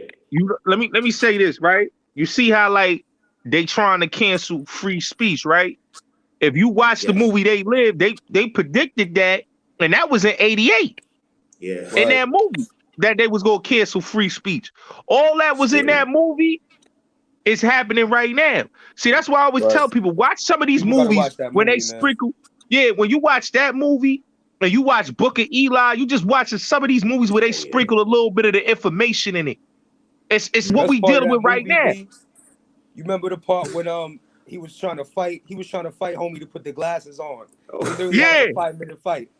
So you know what that's like metaphorical? Like it's metaphorical of like you might have to fight the people closest to you to actually see the truth. Like people that are so embedded in their religion or embedded in their job or embedded in the shit they believe to be truthful. You like, nah, it's not that. Then you gotta fight that person to tell you gotta literally open their eyes, right? So it's like he had to really whip this nigga ass to get him to see what it was. Like so yeah. That's like movie, man. that's like Outbreak too. The movie Outbreak was explaining the coronavirus and all that. Yeah. That's about Well, that was years ago. Pandemic type movies, yeah. Yeah, that was years ago. That's a fact, bro. But there's a lot of, like you said, media will show you, man. Another one, y'all seen The Network? Yeah, I see The Network. That was a good movie. That one will show you, how the backdrop, like the backdraft of media, like how they propagate a certain idea to people, and they create like this shift, like this network, this industry of like feeding you a certain idea. You know what I'm saying? If they've been talking about this in 70s and 80s, you know, they just perfected it at this point. You know what I mean? Yeah, that's why I tell people, like, when you watch some of these movies that they did in the past, they was sprinkling jewels in the movies. Like, and it was 10, 30, 40 years ago, they sprinkling little jewels on you. So now in 2021, these things is happening. You know what I'm saying? In 2021. See, a lot of, like, that's why I always tell people, like, I like to watch them classic joints, because in them classic joints, they got a lot of jewels in them. See, these movies today is so watered down, you ain't getting no jewels. Back then, you was getting jewels in a movie. You know what I'm saying? So now, when you in 2021, last year we was in 2020, look at all that. That was predicted, man. In many movies, a pandemic. That was predicted. And it happened to us in 2020. Yeah, it's crazy. But you know what we gonna do about it? You know, like I said, if like with the movie They Live, at the end, he ran up to the radio station. Remember, he ran up to the radio station. Mm-hmm. He was trying to take out the device. And remember, the shorty was working for the TV network, like you were saying, Bo, the Yep. TV. You know, and Keenan, you were saying about the TV, how the media is controlling it. Dude in the movie, he was trying to take out the towers, and the guards shot him. You know, he died in the end of the movie, and it's like, how are you going to battle with a supercomputer that's giving people loads and loads of grams of information and data? And we just a couple of brothers like, yo, don't do that, don't go that way, but they getting these messages constantly, subliminal messages constantly being pumped to them when their kids not in school. You know, the females, you know, their nervous system get hacked right away. That's how they end up becoming selling their body out there. You know, a female nervous system get hacked right away. You know what I'm saying? So you could talk to your the face turn blue, but yo, they got these devices that they downloading, they uploading to people's eyeballs, bro. Behold the pale horse right there, right? They uploading gigabytes to Yeah, behold the pale horse, William watching Cooper. TV. Hey, yo, let me tell you something. That book right there. Hey, yo, Wolf, hold on. That pale horse, motherfuckers don't know about that book. If you don't know about that pale horse, you gotta read that. That tell you about the industry. That tell you about the government. That tell you about everything that we're dealing with right now. Right, that's a fact. Aliens, all that. And I think a lot of dudes, if y'all pick up that book, if you never read The Pale Horse, I tell anybody, go pick up that book, man, and go read that. You understand what we dealing with right now in 2021, man. That book that book put us up on game many moons ago. And now we in 2021 and we dealing with this right now. That what that book was predicting us many moons ago, man. That shows you, man. They been knew what was going to happen. They was putting us on game. Yeah, you hear me, Gotti? The book, it used to be a lot thicker too. You know hey yo, you know, Krill, right? That's the alien name Krill. But if you look at Dragon Ball Z, Krillin, that's supposed to be him. You know what I'm saying? I know that. And whatnot. Yeah. Okay. That's a fact. That's a fact. That's a This fact. book right here, bro. Yeah, man, that's a good book. That's a powerful book. You heard? Oh, that's a good book too. That's a They good book also right there too. They also had another extraterrestrial in I guess in captive named named ABE or EBE, and unfortunately it only sustained life for about like 6 months, whatever the case may be. But you know, it eventually died. But where the book gets exclusive, it speaks in regards to that being inside their archives, along with our government having trades and actually having contracts. About the whole horse, right? Yeah. You know what I mean? But you know what's crazy? Hey yo, but you know what's crazy? That book, Pale Horse, right? When that was written in 91, right? He was putting us on all that we went through. In 81, yeah. So when they put that book, when that book came out, that was telling us about 9/11. That was telling us about all the conspiracy, all the shit that we going through right now. Everything that we going through right now was predicted in that book. Yeah, the drugs that was going through, the diseases, the drugs, and all of that was mentioned. All of that. AIDS, the drugs, all of that. Right? Matter of fact, my favorite part of that book, yo, my favorite part of that book is in the beginning when he talking about his life story and shit. Mm-hmm. He talked about like how he was in the Navy, and he said how he saw a UFO shoot out the water and then shoot back in the water. Fact. Him and his man seen a UFO, and he was bugging. He's like, "Yo, we gotta tell our superior." So he told his superior, right? Remember, he said to the superior, "Yo, I think I seen a UFO." And the superior went from being happy to like, "Yo, listen, man." He started yelling and screaming at the nigga. He's like, "Yo, don't ever fucking repeat that." And he said he wrote in the book. He said, I learned two things. I learned, yo, one, I better not repeat to that dude what I said. Like, I better not tell him I seen a UFO, or else he gonna back on me again, right? So his reaction, the fact that he told him the truth that he saw, made his superior so upset. He's like, you know, let me just shut the fuck up. And it's like, damn, like, imagine seeing something so secretive, like, and you tell the man, you know what I'm saying? You tell you, like, listen, I think I see something. And he's like, yo, boy, you better shut the fuck up. I go to jail forever. Like, shut up. He's like, you want to change your answer? He's like, yeah, I'll change my answer. We good. Like, and so from then on, he's like, I gotta research this shit. and started getting all of that information that he came across while moving up into the ranks, and he started documenting it, and he brought it up out of there. And the thing is, with the information being out there, and look, if a person deals with the studying, you can see it. See, that's the thing. You can see it actually happening. So how could you not take this book and put this in your archives? Yeah. I mean, Yeah. that's something that you could download the Hassan, PDF. you know what's for free. crazy? You could Google the PDF. You know, Google the PDF. you know what's for free. crazy about that You book? don't want to buy the book? A lot of rappers, what's that? A lot of rappers started putting that in their music. They started talking about the pale horse in their music. A lot of lines that you hear in certain dudes' music came from that book. The Illuminati, UFO, all of that. You know what I'm saying? I didn't even heard the Behold the Pale Horse mentioned in the lyric. Yeah. I heard somebody speak on the and that's just from the book. If it wasn't that book, I think it might be from Revelations. It's from the Bible though. Yeah. Yeah, the Behold the Pale Horse is just from the Bible. What? Behold the Pale Horse is just from the Bible? Yeah, that phrase is from the Bible. Like when you behold a pale horse, when you see a pale horse, it might be, I believe it's death. The pale horse might signify death is coming. But there was more than one horse. The pale horse represented something, yeah. But that's where he got that's where he got the name of the book from. Yeah, he took it from the Bible. Yeah. Well, I mean, if I'm correct, I mean it's supposed to be one of the four horsemen. This is supposed right. There you go. This is supposed to be. I believe so. This is supposed to be.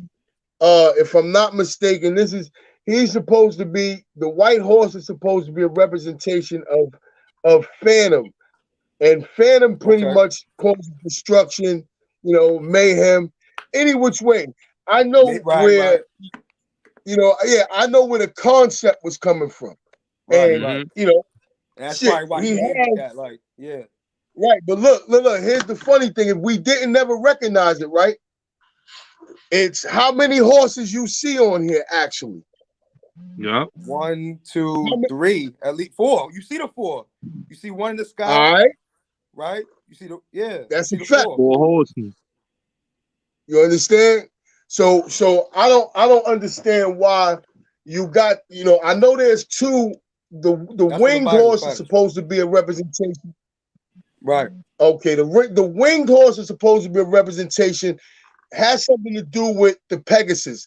The wing thing, and I don't know what the 2 black ones would have to deal with a portion of it too, but the book and where the famine, the correlation with the destruction, I can pretty much say, for certain that would be, the 4th horse would be famine. Right. You're right. And not only is that, and they talked about, Hassan, and they talked about famine, and they talked about famine in that book too. They talked about how all the fishes is going to die, all that stuff, birds falling out of skies, all that shit, and that happened in 2012, 2011 when the birds fell out the sky. This was predicted. Facts. That's why I tell a lot of dudes. Right. And remember, the book also speaks about the silent warfare that they were sending through our neighborhoods, the drugs, the alcohol. The mental warfare too, though. The mental warfare. That's a fact. Mental warfare, the hospitals, all of that. Silent warfare. I think in the book, your man he said, get them distracted with matters of no real importance.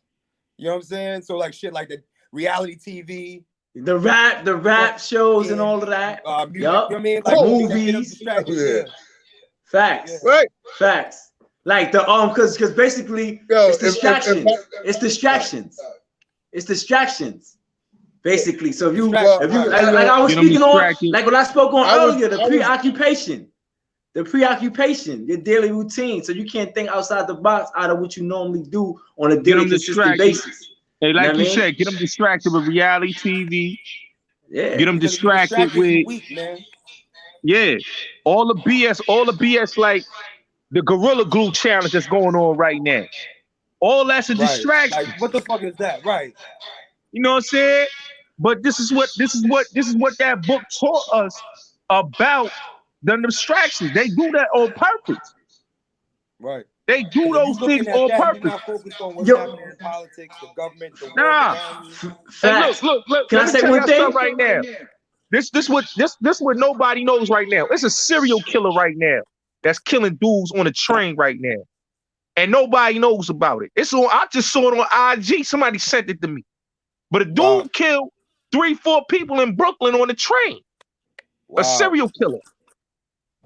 So now, this is what I'm saying. They don't want us to know that we got a serial killer out here killing dudes on the train, homeless dudes on the train, killing everybody on the train, just knocking their noodles out their head. You know what I'm saying? While we talk about a girl put Gorilla Glue on their head, or we talk about some other BS, you know what I'm saying, that's keeping us blinded. It's more important stuff that's going on that we don't even know about because they keeping us blinded. Right. Not to switch topics. I think that the coronavirus, in all reality, is to boost the economy. You feel me? Because remember, most of the world's already lazy and all of that.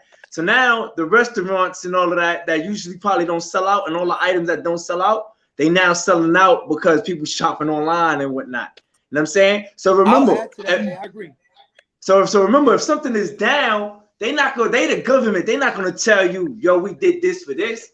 Right. They gonna tell you, they just gonna do it. They just gonna implement it, but they gonna implement it in a serious way. They say, yo, during the coronavirus, you gotta wear a mask, this, that, and the third. It's something in the air that's gonna, the air pollution is gonna kill you, this, that, and the third. All the while, they gonna keep the lazy that's been copping out and shopping out and buying stuff. Then remember, it's a fear tactic. If I can scare you to death and you feel like you're gonna die and whatnot, then now all the items that I'm selling that you probably want to buy right then and there, you automatically gonna buy because it's like now or never. If I don't buy it now, I ain't gonna never get to buy it. And that's how all the stuff that never was selling starts selling. You know what I mean? So that's what it is. That's what I was saying. Yeah, go ahead. That everything that's going on right now with the whole pandemic that's going on, I'm gonna keep it real, right? They had to do this pandemic to kill off the population. It was getting too big. So basically, now that it's slowing down, the corona shit is slowing down now. They want to focus on the economy. You got to kill the people off. You got to thin the fat. You got to thin the fat, thin the herd, kill the people off, and then we get back to the business. That's what they understand. See, they look at us as lucrative money. They look at us as money. Commodity. I think they was able to do a few power moves in this corona shit. Like you said, yeah, you gotta thin the herd. Like a lot of old people, a lot of young people, a lot of people that didn't have the access to taking care of themselves, right? Yeah. Rest in peace. And so now you've lowered your world population. That's just eugenics. That's population control, right? But on top of that, like you saying, it's like there's a lot of money. There was a lot of money being made in the last year since February, right? When shit started tanking. Mm-hmm. But at the end of the day, you got to figure it like this, like, people were starting to work at home anyway, like with technology, with what we're doing right now, Zoom calls and shit. People was working at home already, but now it got expedited. It got pushed even faster, right? People was already shopping on the internet already. Right? Hey, yo, Tay, look at this like this. Pushed faster. Look at it like this, right? For now, everything that we once knew and did is no longer. We're gonna be watching movies online now. You know what I'm saying? Remember back in the days where bootleggers was getting locked up for bootlegging a movie. Now the streaming services right now is making a lot of money because the movie industry is done. It's no more going to the movie theaters no more. It's no more going to the restaurants no more. It's all that is gone. Everything right now is we gonna be stuck in this house now. You know what I'm saying? Everything gonna be robot. It's gonna be robot or computers. That's gonna be what we're gonna have to deal with now. Ordering our food online, not going to the store no more, ordering our dinners online. Everything gonna be online. One thing I can say though, the depopulation already been here. Anybody can tell me what's the depopulation right now as we speak? Besides corona? Yeah. Besides black on black crime and AIDS? Yup. Homosexuality. Okay, I'm gonna say AIDS, like AIDS. Because remember, they can't populate. Yeah. So that's why they pushing that agenda to the forefront, because they know they can't populate. So that's depopulation in itself. At the end of the day, that's genocide, right then and there. You feel me? Because if we don't create and whatnot, that's why they do the destruction of our families and all of that. And then guess what? That lady who got her heart broken or might have been raped, she come through, get with the other lady. Like, yo, he wouldn't do it for you. I do it for you. They together. Then the man, they get with the other man and all that. And that's depopulation in itself. Right. At the end of the day, that's the biggest depopulation.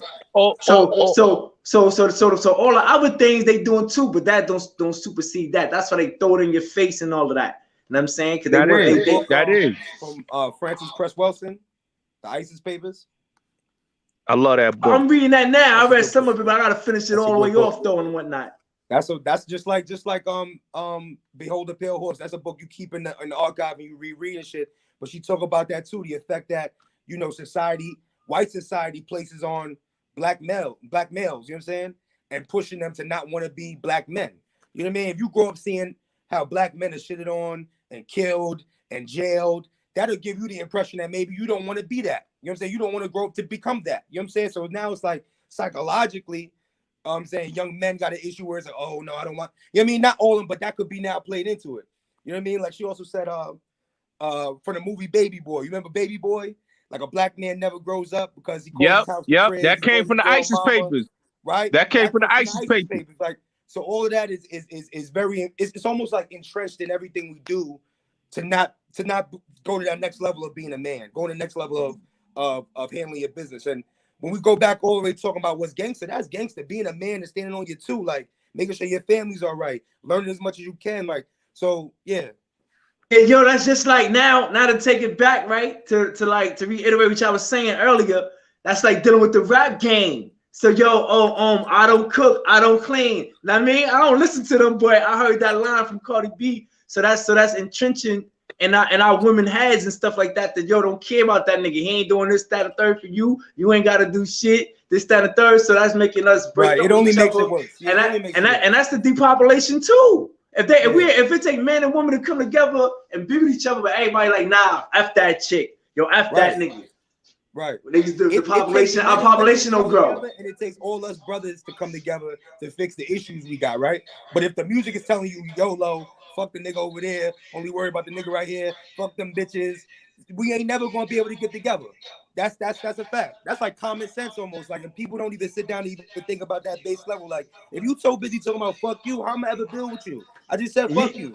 You know what I'm saying? And not only that, like, right? Not only that, the wild thing is this though, right? The people that don't have the higher intellect when dealing with stuff, they'd be like, yo, the rapper don't owe you. How? Well, if you gotta take them from their origin. When they first came in the game, they like, yo, I'm gonna put you on, I'm gonna get this money, I'm gonna look out for the hood, this, that, and third. And not only that, you put them where they at.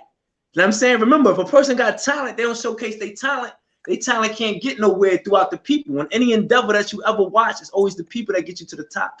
Be it rap, be it rap, music, whatever it might be. You know what I'm saying? Be it movie, films, TV ratings. It's the people as a whole, as a collective, that get the TV show ratings. That makes Michael Jackson, and all the superstars in the world, them superstars, us the people. That's why they said we the people. They knew what they was talking about within that political movement. We the people. Without the people, you ain't shit. If Michael Jackson was just dancing in his home by himself, he couldn't get paid. He had to bring his talent to the world. You know what I mean? So they do owe us at the end of the day. Right. I agree. And you know what? When it comes to like what the people want, if all the people said we want Cardi B, would people want that? It's like, all right, well, the people buying, if all the people are buying red shirts, you know why they selling red shirts, because the people are saying, fuck it, I'm buying. But now it comes to the point where it's like you said, the people are choosing one thing. The people might want something, but then society, the industry, like the business will sell you something else. The business say, no, take this half-naked joint, take this nigga with the chains and the ignorant disposition. The industry will sell you something you might not have wanted. You know what I'm saying? So it's like now it's like, yeah, you know, that might be popular, but let me try something else. Like, nah, let me sell you this. And hip-hop has become now a vehicle to just sell you shit. And everything is almost commercialized. Where it's like back in the day, it's like hip-hop used to be like fine wine. It's like art. Like, this might be an art piece you hang on the wall. This was that type of art. Now it's like hip-hop is like wallpaper. Like, you just decorating shit. It just look good, but this shit don't got no value. You know what I'm saying? Like, yeah, if your son drawing the wallpaper, you might not give a fuck. But if your son drawing the Picasso or the fucking Basquiat, it's different. So it's like music is the quality and what people are putting into it, right? How much they care. Go back to that, like it's not the same. But look at this though, right? The wild thing about that too, also, right, is the fact that how somebody dish you in their tracks all day long, and you support them and got them to the point where they can even dish you, and you'll still just let them dish you, and you'll still be dedicated to those individuals who don't give you shit. Those artists, when they was doing shows, they wouldn't even give a person a bottle of water. They wouldn't even throw the fans water and summer jam or none of that. But yet we be mad loyal to them at the end of the day when they don't really give us nothing. All they do is dish you. Look at the rap track. I got a Lamborghini. You got a Honda Accord. Yo, I live in the mansion. That's a fact, yo. That's fact. They like, playing the hell out you. Y'all got the rose. You drinking all the Corona bottle. Yo, you can't. When you get caught up, but you can't really knock the instruments that we use to gain some sort of like love from the people. Mind you, music is harmonious. So if we make something that people hear, guess what? They gonna love us. I know that, but never forget where you came from. Never forget that the people got you to the top. Yeah. Right. But guess what? Let me ask you this here, my brother. I mean, so let me ask you this and be serious. You get one hit record and you get multi-millions of dollars. Yeah, you're gonna be in the neighborhood and be in the hood, but you're not gonna stay here, my G. I'm not saying that. I'm not saying staying there. I'm saying remember the person that made you money as a collective. Don't shit on those people. Well, hold up. You got independent. You got brothers that are independent. The independent game is what's popping now. You got YouTube famous people that just did little joints to do a wide world or young. What's his name? The brother Juice that WRLD? just passed away. Juice WRLD. Yeah. And XXXTentacion. Yeah. Let me say this real quick. He did that simple. Yeah, he did that simple and got YouTube famous. Just think of the different people that doing it. And unfortunately met their demise because their neighborhoods, whoever's in their hood, don't like them. They flashing this money. I done seen it on YouTube. They making it rain and they independent, wearing them diamonds. And guess what? You hear about them getting shot and killed in their own neighborhoods. Bro, it be setups, bro. It be hits, bro. Go ahead, Tay.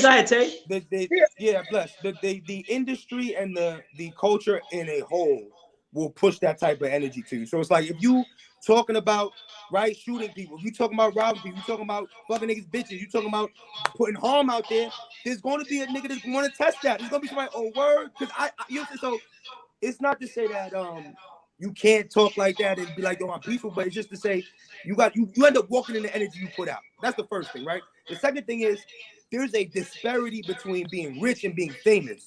Just because you fucking famous on YouTube or Instagram don't mean you're rich. So here you are, everybody know your name and you blah, blah, blah, but all you really doing is putting yourself in a target. You put yourself in the crosshairs because now people know you and they think a certain thing about you, but your pocket's not even there. So a lot of people just on the gram, like you said, showing money, doing all this type of flexing. Really, they capping, right? They gassing it. And you putting out this persona that you bigger than you are. All you doing is inviting negativity to you. But like, here's an example off the top of my head, like 21 Savage. He's been around a while, but he also talk about like, save your money, open a bank account.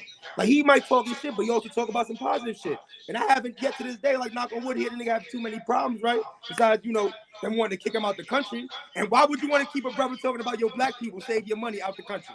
So I just think it's like at the end of the day, the culture is telling a lot of young cats, listen, man, you want to be popular? Talk that negative shit. Talk that, you know what I'm saying? Talk that, right? Because that's what we're gonna promote, the heaviest.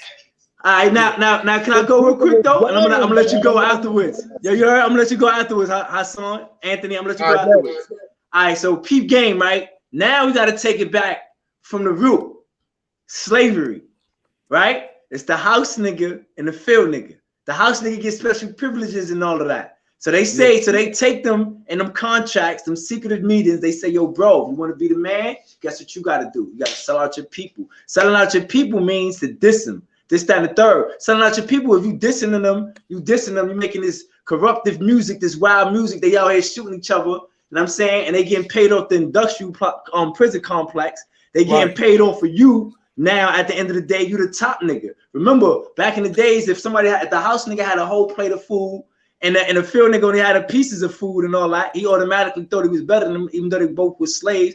He's just a better slave than he was. So now it's on a bigger playing field. At the end of the day, it's on a larger scale. So now these niggas getting Lamborghinis, mansions, and I'm saying distribution deals. And I'm saying with liquor sponsors and all of this different stuff and all of that. So they don't care about the hood at the end of the day. And you know, also what's the number one factor is death. Because you can't do nothing when you're dead, but you can do everything when you're alive. So at the end of the day, they like, yo, I don't care if I sell my soul. The end story, I'll find out that end story whenever my life ends. But right now, when my life is here, I'm gonna do whatever it takes to get to that bread. Then you also got the people that's backing them, that's doing that as well. You know what I'm saying? They telling them, yeah, son, yo, do that, yo. At least they got money. So now what's the person's main concept? As long as he got money, no matter what he did, whether it was wild or not, whether it was crazy, whether it was cool, as long as he got that bread, as long as he got that bag, it's good money with him.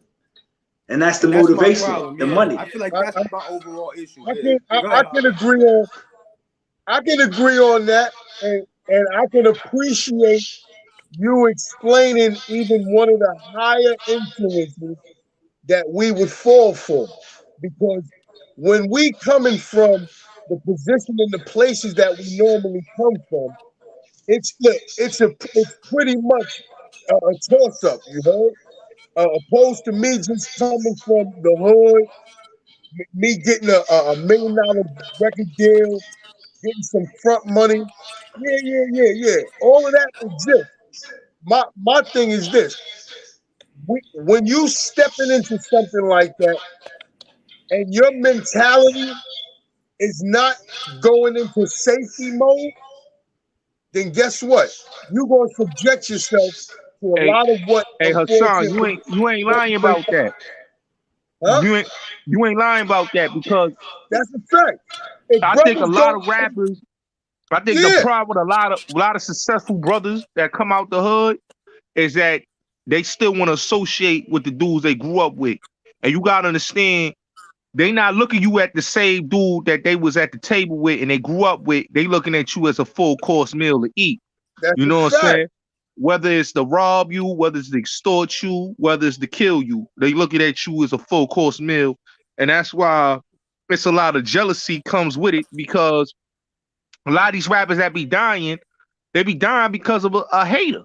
Somebody that don't like them, don't like to see them succeed. They did it the right way. They didn't do it illegal. They did it legally, and they want to kill them. You know what I'm saying? And you know what? And they don't even got to be a gangster rapper. They don't even got to be a gangster rapper. They could just be a dude just doing his thing, making the type of music he making, and then they want to kill you.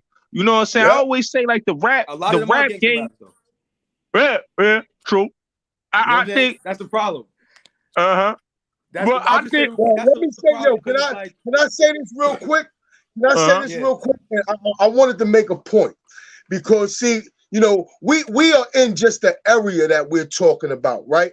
But you know, I like to approach things in a much more larger and detrimental scale when it comes to addressing our people. Now, when I look at the setup, right, I look at where we pretty much most dominate, to where we become billionaires and millionaires and shit like that. A lot of our occupations pretty much deal with our athletic ability. You understand? Yeah. And now, guess what? When you look at the area that we've created for the music industry, they've allowed us to expand in that one and be just like how the king system is set up. You got your king, you got your queen, you got your councilmen, and then you got your entertainers, your court jesters. Well, they don't mind giving us that industry to be in, to be doing all the hip hop popping and doing all this influence and killing our. Cause yo, Now, let me say this. hey I Hassan, agree. look at it like this. Look at agree. it like this. Hip hop, the hip hop industry is an industry where you could be a 8th grade, 9th grade, 10th grade dropout and make millions of dollars. Billions of That's a dollars. fact. You ain't have to finish no school. You probably don't even know how to read, but you know how to spit so good that your talent got you to that weight of the next level, what you call success, which is you got $1 million, $1 billion off of an industry where basically you don't even have to have education to be in that industry. You know what I'm saying? That's a fact.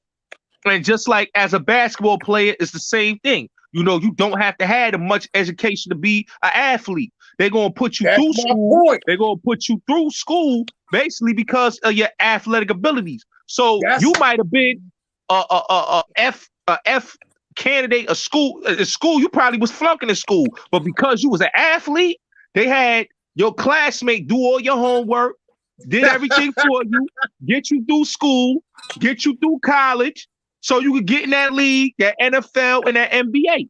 So this is why I say it's these industries that they put us in, whether we athletes, whether we are musicians, you know what I'm saying? It's easy for us to get in those industries because we don't need the type of education to get in them other industries. Take that.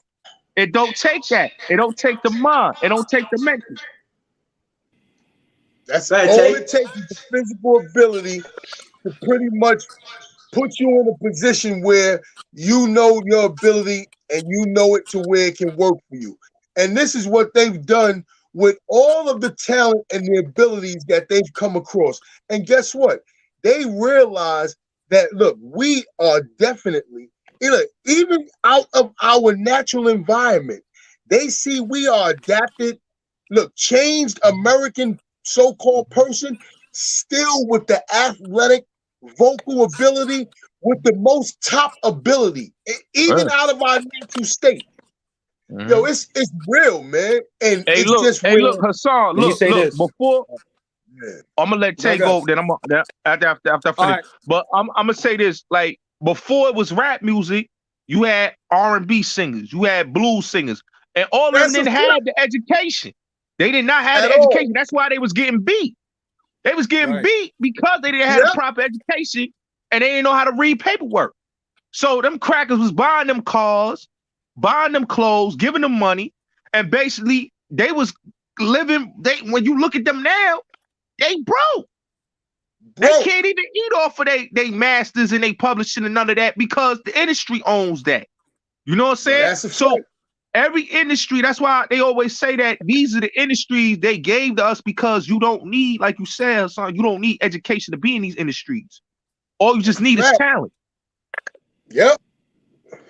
And they let us dominate those areas and let us think that we putting into the investments. Yo, I told my boy, I said, yo, and I'm gonna let somebody else speak real quick. But I said to him, because he was trying to tell me how all of the, the athletes, the football, the basketball players, the rappers, and all of that, they got all of this money and they doing big things in the community and etc. I said, yeah, that's true. I said, but look, you can look at the educational level of these people that are even football, basketball players. You can listen to them do the interviews. You can listen to the majority of them, and they got 5th and 6th grade educations. They can only say but so many words. I mean, they can make a complete conversation, but when it comes to literally seeing and coming to understand if they're intellectual, you could depict between the two. I've seen this in interviews where I'm like, this dude sound crazy. And this dude got millions of dollars and he's only going off of his athletic ability. And it's pretty much, it's just scattered throughout their sports arenas. That's just it. But go ahead, beloved. Go ahead, Tom. Yo, yeah, I agree with everything y'all saying, man. Like to add on to that, like, it's crazy when we talk about like, oh, a guy could flunk, right, but be such a great athlete that he go to a white school and the white school just push him through, right? And We got to start thinking, well, why would they even do that? Why would they push you to? Well, think about it on their end, right? What do they get out of it? They gonna get you to play in their league, right? The team gets pushed forward. They could promote that commercially, right? They can start selling you, right? So it's like you've heard a lot of these stories where the college kids, right? It's money. So a lot of these college kids play sports, right? But they can't have a job, right? They get paid in iPads and phones and shit, but they don't get no cash. So if you're a broke kid, right? You coming from a situation, Jersey, a lot of these right inner city neighborhoods where it's like, yo, you don't have nothing, and you playing, you know, you good on the field, but they say, hey, you can't work a job. We own you. It's like, well, listen, I gotta send money home.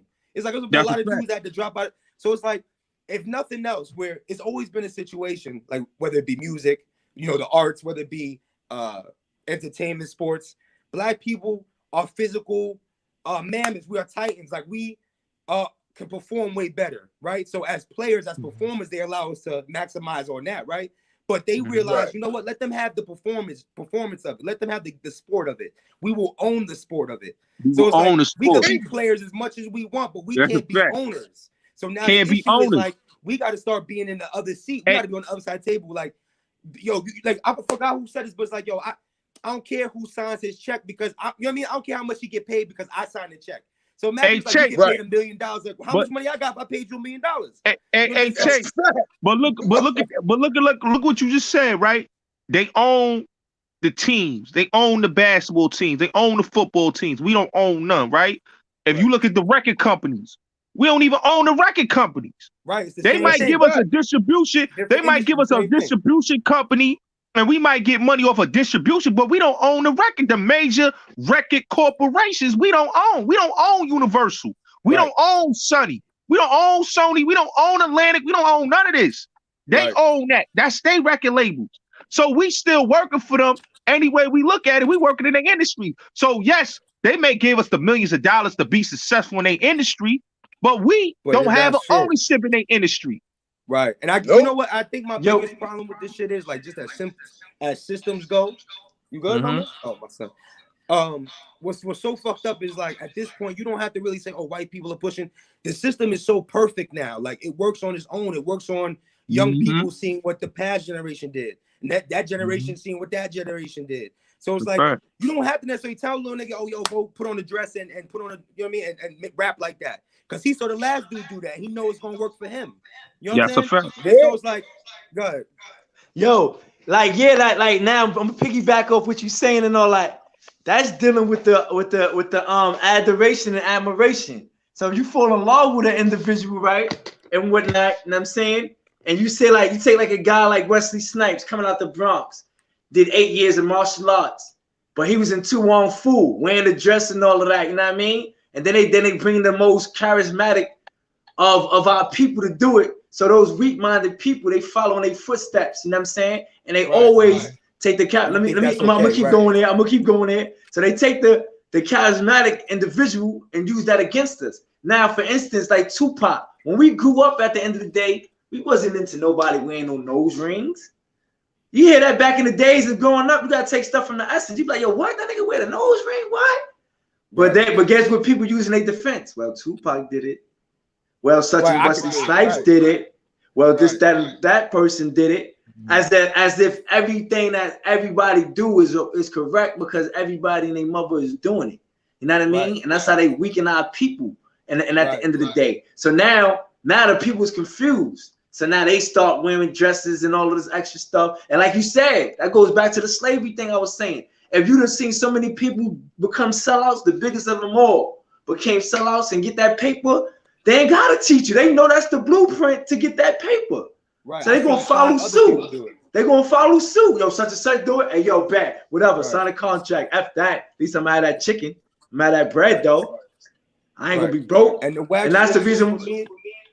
For me, it's like at the end of the day, listen, there's a spectrum of people. Everybody's different. Like this shit that I'm just not gonna do that another nigga might. You know what I'm saying? It is what it is.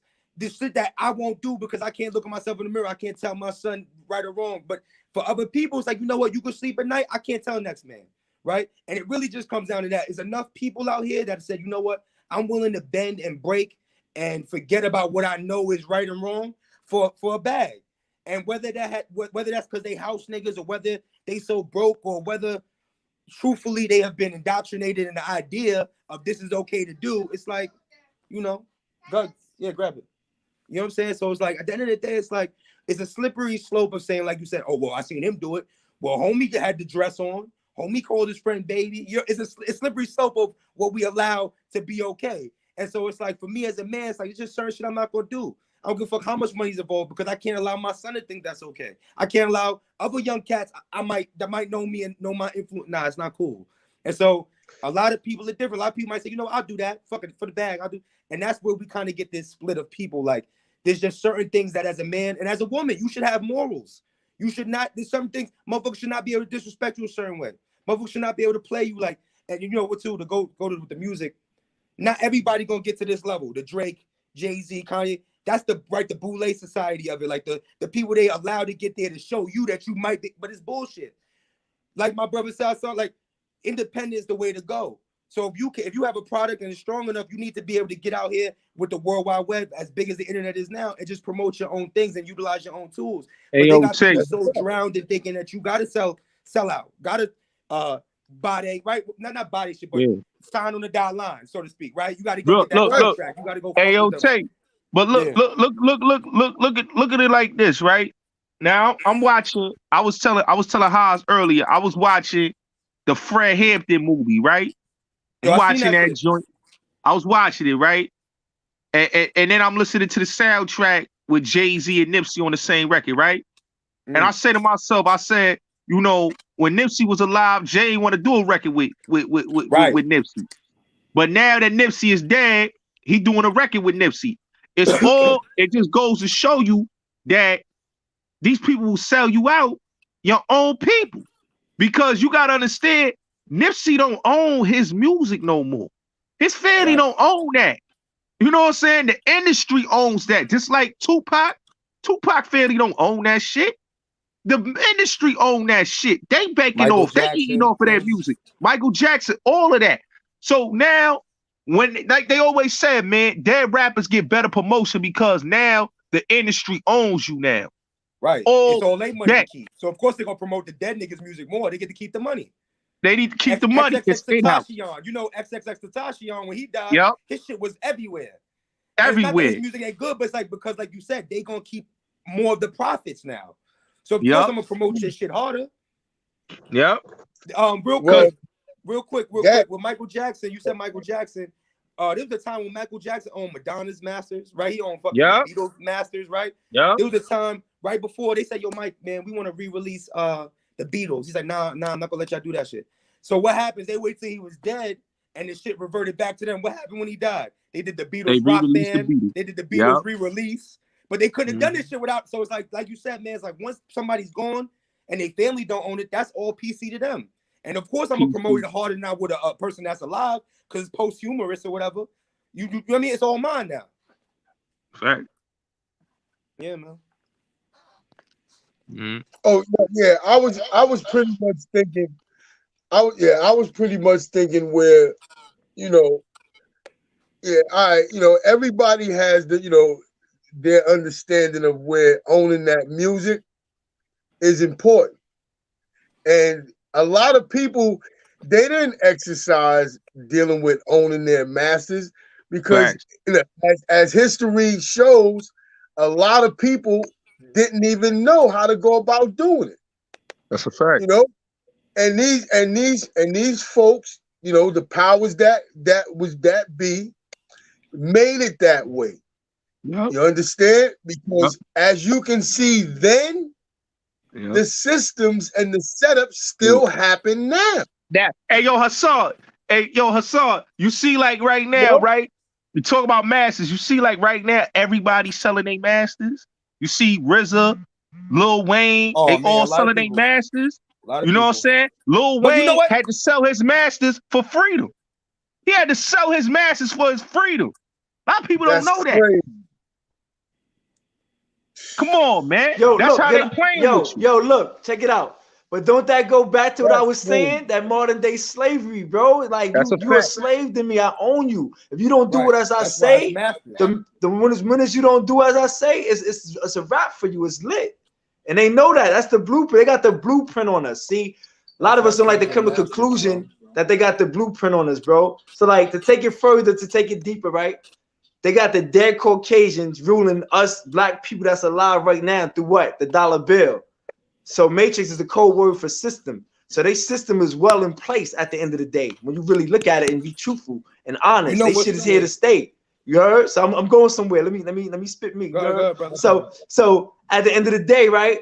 So now our own ladies wouldn't get with us solely for the reason that we ain't got a lot of dead Caucasians in our pockets, which is United States currency at the end of the day. You know what I'm saying? Which is United States currency. What is the dead presidents? You know what I'm saying? Which is the United States money.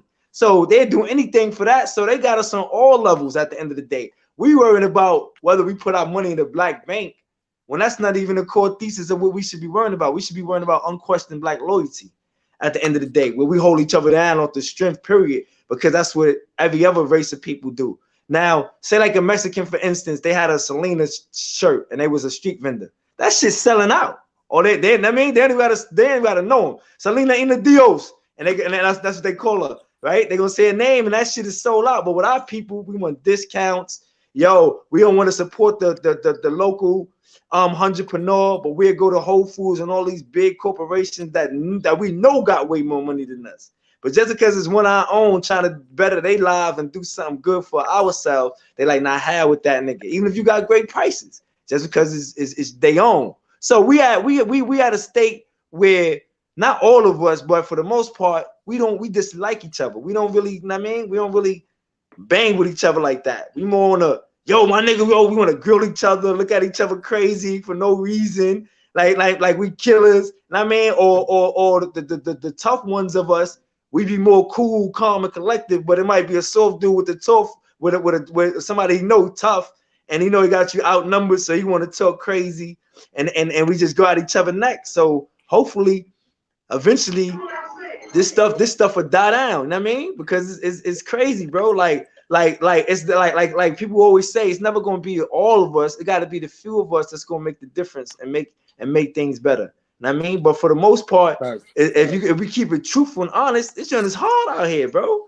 Ain't no excuse. This shit is hard. I'm talking about like for our people. But you would think that we would come together through all the lynching, through all the slavery, through all the beatings, through all the killings, but through everything. You would think we'd just come together just off the soul strength of that. But you know why they keep us like that?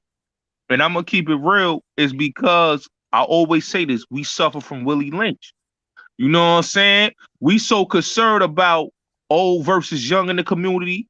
We so concerned about light skin versus dark skin. We so concerned about black man versus black woman that we so conditioned to hate each other, and we so self-conditioned because the powers that be is putting that condition on us. When we look at our TVs, what do we see? Is everything that we are against, which is the self-hate, which is black man and black woman beefing, which is black men ain't in the household, which is light skin versus dark skin, all that stuff that kept our people the way we are, dumb, deaf, and blind, is still the fact right now, and what we dealing with in 2021, man. We're in a new decade and we still dealing with the same BS. Reality TV. Reality TV. 100%. Yo, one thing though, right? The core thesis of that though, that goes back to the house nigga theory. At the end of the day, right? The lighter fair skinned people was the house niggas, the ones that they felt was soft and kept them around, them and all of that. Those are the ones that was banging they shorties and all that, and they was mixed breeding and whatnot. And that's how they was, that's how they was, you know what I mean, and joining our families and all of that and whatnot. You know what I'm saying? So that's where that come from. You know what I'm saying? At the end of the day, not even if a person truly believed that hold on, I'm gonna let you spit. Not even if a person truly believed, because I was light skinned, I was better, they got treated better at dire times. To be in slavery was a dire time. You got a whole plate of food. It's cold in the winter. Your ass get by the furnace. Your ass by the radiator. Motherfuckers picking cotton and all of that at the end of the day. So automatically they took that mentality to this current day. And that's the reason why we had Sean, I'm gonna let Hassan come in, but you know what it is? It's this pigmentation that they don't understand that we all got right here. This skin color, this right here, we all black at the end of the day. I don't care if you light, I don't care if you dark, we all brown skin, whatever. We all black at the end of the day. When they lock us up, when they kill us, what they identify as when we go to these workforces to get a job, we black. You know what I'm saying? But because we so self-conditioned to hate each other, our community is still the same way that it's always going to be, because we allowing these powers that be to keep us that way. They keeping us dumb, deaf, and blind. And we appreciate our history more, like I was saying. It's about loving our history, knowing where we came from. We came from royalty, but we trying to act like we ain't kings and queens. We trying to act like we just a bunch of niggas beefing and shooting and killing each other, but we ain't kings and queens.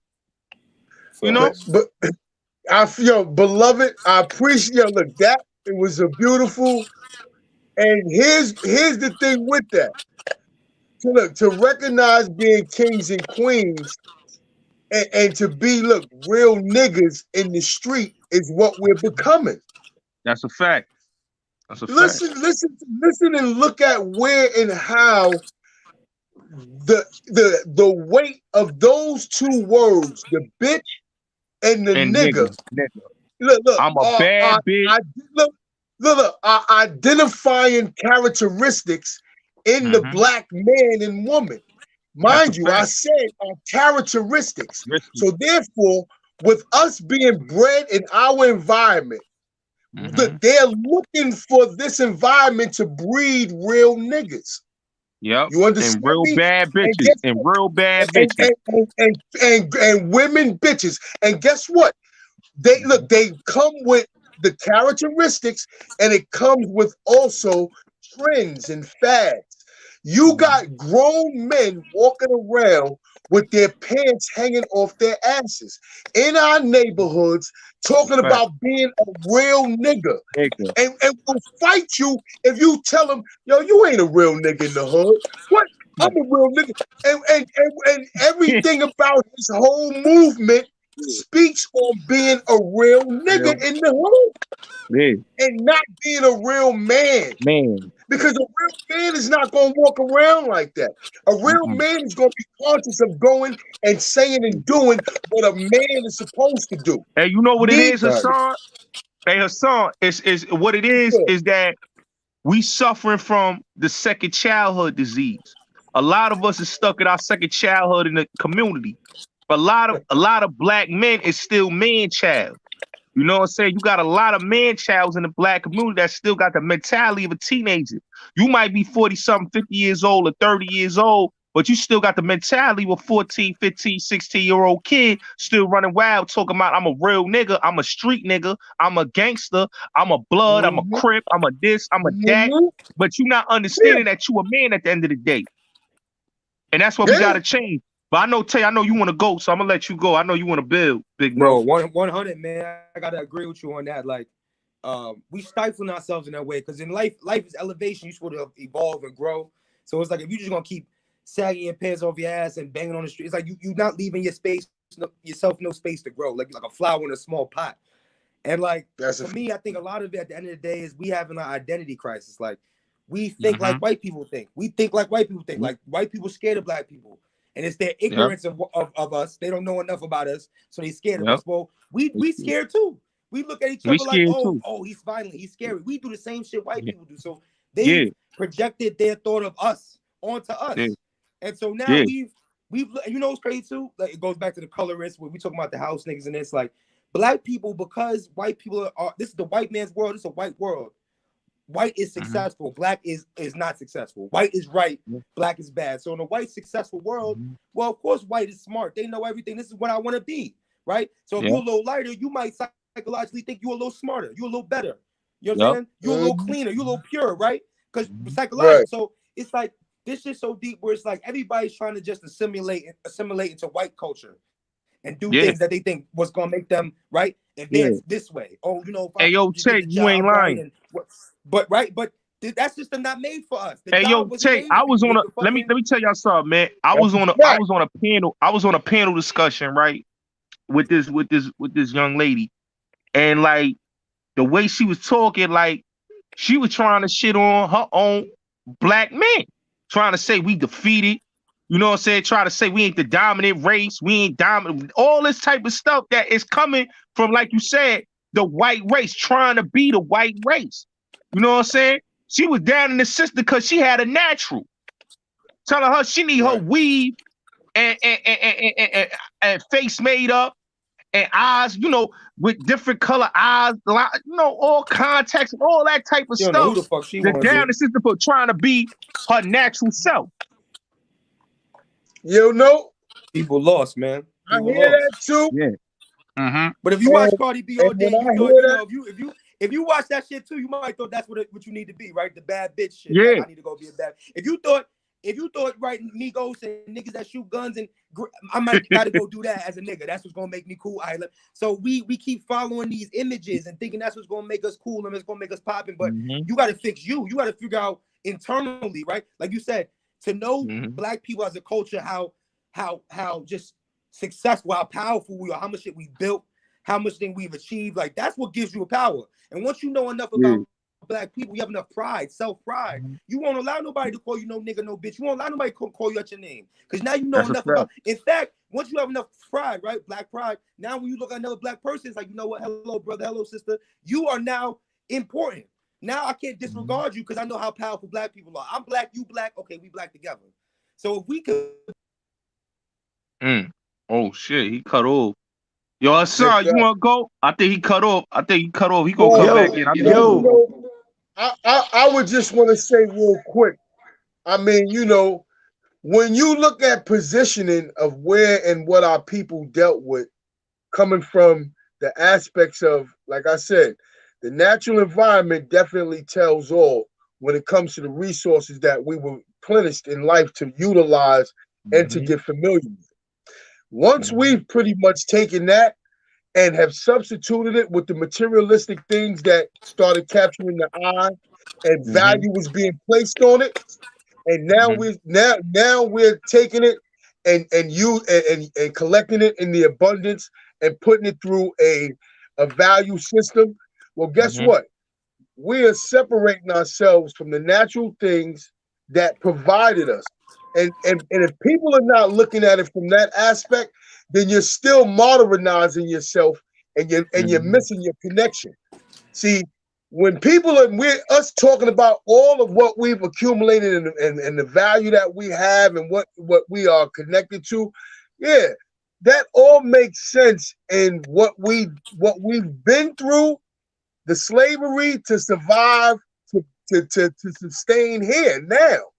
But when we look and reflect at what we've placed our value on and what the system literally is about, it's never really about material. Never. Everything that we've been. Hold on. Let me make my last point. Let me make my last point. If you look at where we transition from the natural environment and then we come from, let's say, where influences come and you got the Nubians that exist now, then you got the Samaritans, you got the Hyksos, you got pyramids, you got a city that starts to glamorize all of the materialistic world like it's a city now.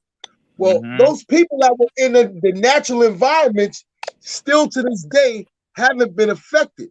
It's only been people that are literally coming into these value systems that are separating you, that have caused chaos amongst us now. Everything is material, and it's not about material. It's not about the material, yeah. This is only an obstacle that we are in. Not the matrix, but this existence right here is only an obstacle. And when you look, I'm gonna refer you to that movie Lucy. That was right there.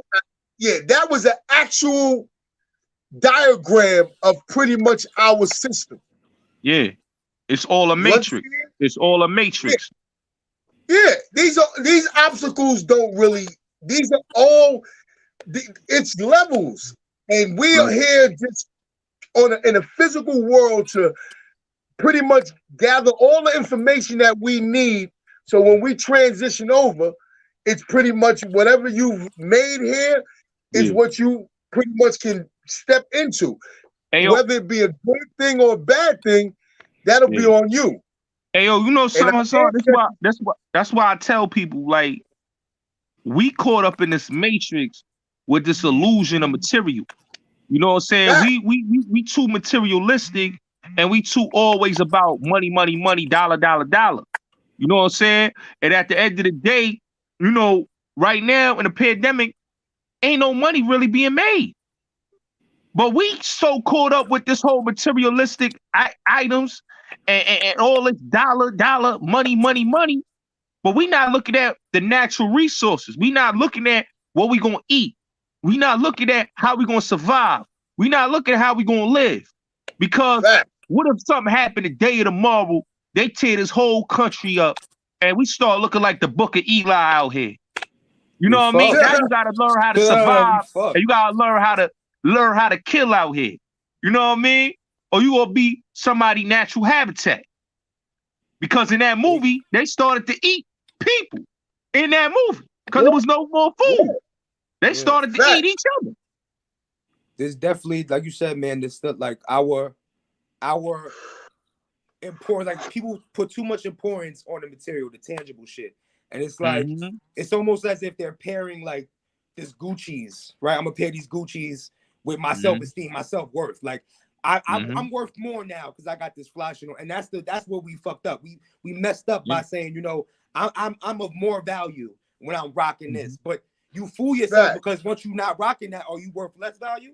So we have fooled ourselves into saying we are less than without these products, and these products ain't shit. Like you saying, like we can start manifesting things of importance, but like it goes back, like they got us, you know, they got us with the matters of no real importance. So man, like so while other people are wasting money and they got all the flashing on and no money in their pockets, no money for their family, no idea what they're gonna do to build longevity, there's other people out here getting it and making money and fucking preparing for the future, whether it be Book of Eli future or be like some high tech future. But there's people Tay Hassan, hey Stretch, let me say this, right?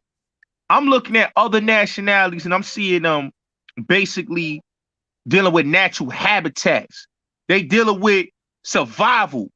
They getting doggone, they in there gearing up, getting ready for a war, while we out here talk about, I need my hair done, I need my nails done, I need to get these sneakers, I need to get this iPhone, I need to get this, I need money, I need that. No, they talk about how they gonna survive, what they gonna eat, if they gotta go out there and hunt, if they gotta go and do this, they getting bunkers ready.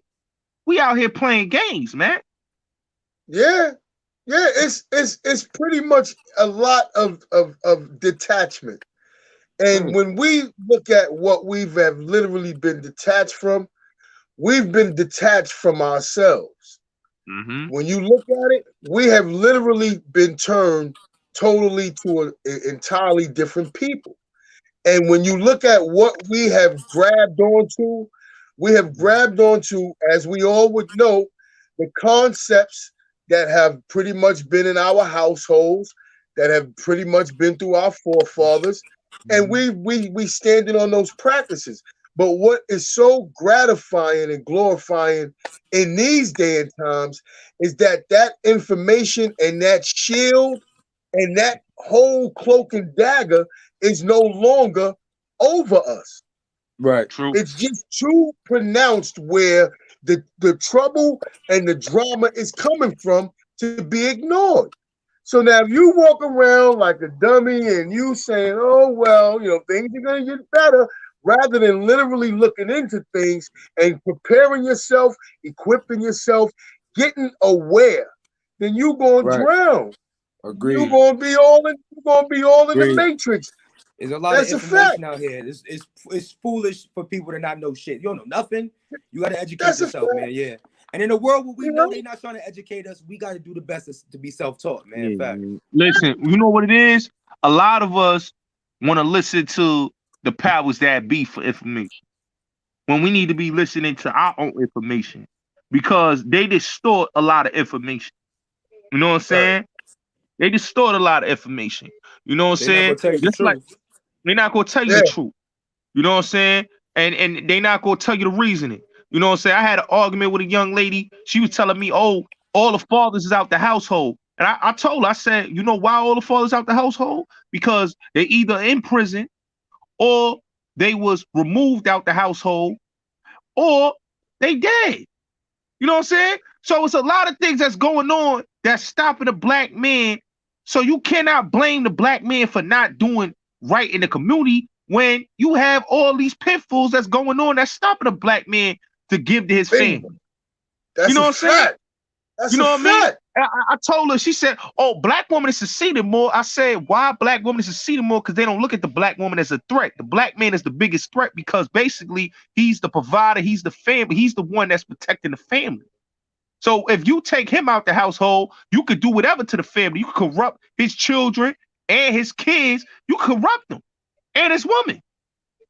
Right. Yeah. Well, you take the feet from under the black man and you pretty much, you got an unstable foundation in a household.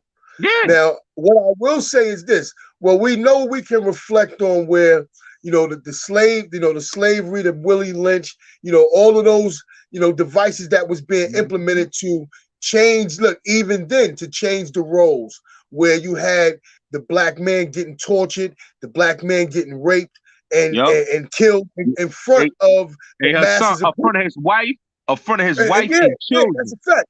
That's a fact. In front of a group of people. Yeah, they would burn. Look, they would burn a black man and have all the women that are pregnant round up and watch that. They would pull a black man apart, tie him to horses. So I understand where that comes, where all of that comes from. But mind you, with that being such a heavy syndrome, and then when you get like through, I mean, when you are able to get through seeing that and understanding and standing in a clear spot. You know what's crazy, Hassan? They want us to forget about slavery, and they want us to always to still remember what happened in the Holocaust. You understand what I'm saying? See, the Jews, you can't tell the Jews forget about the Holocaust. They're gonna always tell their children about the Holocaust. Slavery happened, man. This is something that we gotta live with. This is our PTSD. Because we still dealing with slavery, whether it's in the prison system right now, whether it's in the school system, whether it's in the job force, because they still not giving you the job that you want. Because when you read that paperwork, they're gonna ask you, did you go to prison? What's your college education? What's your high school? What's the closest education that you finished? They're gonna ask you all those things. So if you answer that you ain't finished, you denied from that job. You know what I'm saying? So you denied from that job. You can't get that job because you've been to prison. You can't get that job because of your education. So now they got all this obstacles, all this behind that's following you, that stop you from being a positive influence to your family. So what do you go to? That's the only way of going to. You got to enter the streets. Like we just saying earlier, that's why dudes go into the streets, because they are being stopped from getting the jobs and bettering themselves as black men. Right. Well, there's areas that are literally targeted for that type of people to be produced. Now, I know when the brother that said earlier, we are literally subjected to the projects and the mouse trapping and all that. But in all actuality, to add on to that, listen to what it is. It's not the projects. It's a project. It's a project.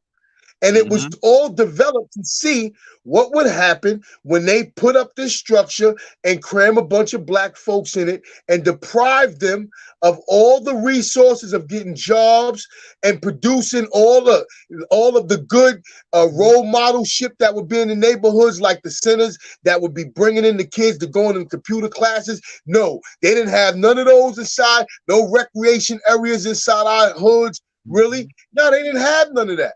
They had crime that we would have be subjected to, seeing dude on the corner flashing and getting all this money, or dude probably juxing and sticking something up. So that was our alternatives. You understand? So it's a big difference when we get exposed to that, and on top of it, we're being targeted to be low producing homes, messed up houses where there's only a struggling mother, where a son coming out wanting to help and say, well, listen, I got to do any by means necessary to help my household. That's right. Let me get that pat. I mean, those was easy decisions to make when you faced with those type of terms. So that's how easy it was to make the jail system flood with us, because they cut off our system, our area, and our urbanized area. They cut it off, and they pretty much they deprived it and sucked it dry and made it hungry. So what you think that's going to produce? That's going to produce a bunch of hungry wolves. It's going to produce criminals. And you know something, and that's why, like, when I look like at the youth, you know, from generations to generations, it's still the same that's going on. Whether it's your generation, whether it's my generation, whether it's Stretch generation, it's still the same thing that we going on to now. The newer generation is going through the same obstacles that our generation went through, which is basically looking at the dude on the corner flashing with the girls, with the money, with the cars, and he wants to be just like that because that's his neighborhood celebrity. That's what he calls success right there. You know what I'm saying? He don't see nothing else that's successful. You know what I'm saying? He don't see a cop that look like him. He don't see the businessman look like him. He don't see none of the things that he want to see. It's not in his community. So what he's access for is the street dude. Is maybe the rapper, maybe the athlete, maybe. But it's the street dude that's number one, his role model. Yeah. Hey yo, let me say something real quick, bro. Hey yo, another thing too, though, right? At the end of the day, right, to like piggyback on what y'all saying, that also goes to when they go into school, getting teased and dissed at school, so that makes them not want to go to school because they're supposed to be going there to learn, but they got people dissing them because they might not have the latest clothes and all of that. You know what I'm saying? And then even at that time when they were relying on their parents to buy them stuff when they supposed to, when they at a young age, for their parents to take care of them. So now they got that also helped them resort to the streets too. Or when they see a fly chick that they can't get with because she fly as all outdoors, but you looking like who done it and why. You know what I mean? So at the end of the day, you going to try to get fly by all means in order to get the fly joints. Because, you know, at a certain era in time, it was more flyer girls than it is now. And I'm saying in New York City, you know, the dressing kind of died down. They still go and get it, but not like the 2000s, the 90s, and the 80s where they was really doing what they do. So that's a lot of pressure on the individual too. You feel me? There were his boys talking about how they getting some. You know what I mean? They getting the yams and all that. They doing their thing, but you ain't getting no buns. You know what I mean? That shit make a motherfucker feel some kind of way. You feel me? So it's like it's various different factors involved. Or you might see somebody in the hood, they eating good. We got all the candies and all of that. They eating mad stuff. You starving like Marvin. Niggas got to make ends meet. You feel me? Not glorifying it, but I'm just saying we just trying to give them a overstanding of certain circumstances as to why some people did what they did. You know what I mean? On the not on the justification level, on the overstanding level. You know what I mean? So like that's how it is too, though. Well, you know, a brother or a sister is gonna do what they gotta do, and because of our environment. Look, being just those rules, mind you, in our hood, what's the slogan? Man, we gotta do what you gotta do, right? So guess what? That concept, that concept wasn't even out yet, but guess what? The actions was, because I can remember my moms, I can remember my aunts, I can remember conversations going on where people had to do what they had to do. And it was that kind of energy in the house. You understand? Everything didn't always go well, but there wasn't always bad times either. There was more good times than bad. But guess what? That was something that our people were going through to make it better and a better way for us. But guess what? But guess what? It did right for them at that time to think that they were doing better for us, when guess what? Our environments wasn't really never changing. They were still staying the same, because although your moms and dad did whatever they had to do, guess what? It was still a drug dealer out there. It was still the temptations out there. And all of that was going to still be there, unless I guess there was going to be some sort of big raid with the police and they was going to clean it up. But that was all a part of their process of killing off and poisoning our neighborhood. So in the 70s and the 80s, drugs was in the abundance. Man, I know people know and talk about how that 70s and 80s drug money was. What? 70s and the 80s? Man, you was getting some good money. And that's something that was targeted. It had its effects. I mean, the outcome of it was when you had those households that got interrupted and then the damage that was done, you had women and men not focusing in the households enough to where the baby boom syndrome kicked in, where guess what? Those dolls influenced a whole lot of our young girls to, as we started saying, babies having babies. Well, guess what? It's been 20 years now. Those young girls that weren't guided then are mothers and older now. Yep. And here the syndrome with them, look, the syndrome with them putting in the morals, values, and principles of what our older people would have put in their kids, it was gone. They wanted to be, look, they didn't want to be parents. Look at the syndrome. Remember, you wanted to hang out with your daughter because you was young. You want to be the homie. You want to be the homie. Right. You want to be the friend. You want to be the best friend of your child. You know what I'm saying? That's what it is. That's what it is in the community right now. It's babies having babies, and they the best friend of their children. They not the mothers of their children. They the friend of their children. That's a fact. And that right there is pretty much the glue that would be like for a standard and principle like walk inside of a household. If you don't have standard principles, values, morals, and you just running amok and you gotta grow up in that household, then guess what? It's gonna be every man and every woman for themselves. You're gonna grow up how you grow up and see what your moms do, see what your dad do, and become whichever one that ain't doing good or always doing good, but it's still gonna be an impact. And if it's not a nurturing environment, guess what's going to eventually happen? It's going to be a bad production. And it's going to produce something that's going to be bad. And that right there in itself shows where the numbers of our black men have been in jail. You can take those census. We've been led to jail. We've been led to institutions. We've been led to the unfortunate, the grave. And then if we just step back to say, you know what, I subjected myself to the cycle, I lived through it, I done been to jail, I done been in bangouts, I done been in the rock, I done been through it all. And when I step back, I can say, wow, yo, I literally was able to live through this system. Yeah, I didn't get killed. I didn't go to jail forever and a day. I didn't do something that warranted me to literally say my life is twisted. Because those devices are out here and they are alive and in full effect. And unfortunately, we are walking in the matrix. We are walking with our eyes open, wide shut.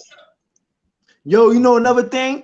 We got to get back to that Black Panther energy, You know what I'm saying? Remember where it was reformed people that cared about reformed people. So they didn't care about the income levels and all of that. They brought they funds together, man and woman, and I mean, and they created families and they created establishments. And long as they was good, that's all they really cared about. And I mean, it wasn't just the man for himself, the woman for himself, and none of that. That's what that I'm saying. That was our biggest foundation. The Black Panther Party, they seen those such and such could have told their story to a sister. Sister could have told her story to a brother, and they ain't really just judge them like that. They judge them like, yo, on a level like, yo, I'm gonna work it out with you, you work it out with me, yo, we're gonna hold it down, we're gonna be one. And I'm saying us against the world, and they really lived that. And I'm saying, and they grew old together and all of that. And I mean, and their families was more together. They might have not had as much, but they were still well put together because they had that love. You know what I'm saying? And they had that caring heart and they had compassion for one another. You know what I'm saying? But now it's like everybody out for themselves. So it's like it's really over. You feel me? You can't hit them with no real, because anything real, they discarding it. They not trying to hear it. You know what I mean? So it's like it's really bananas out here right now. You know? Well, just to say, when you look at, and I have to look at what was then and what has been being attacked so that we would lose. See, they always targeted us losing the glue that connected us.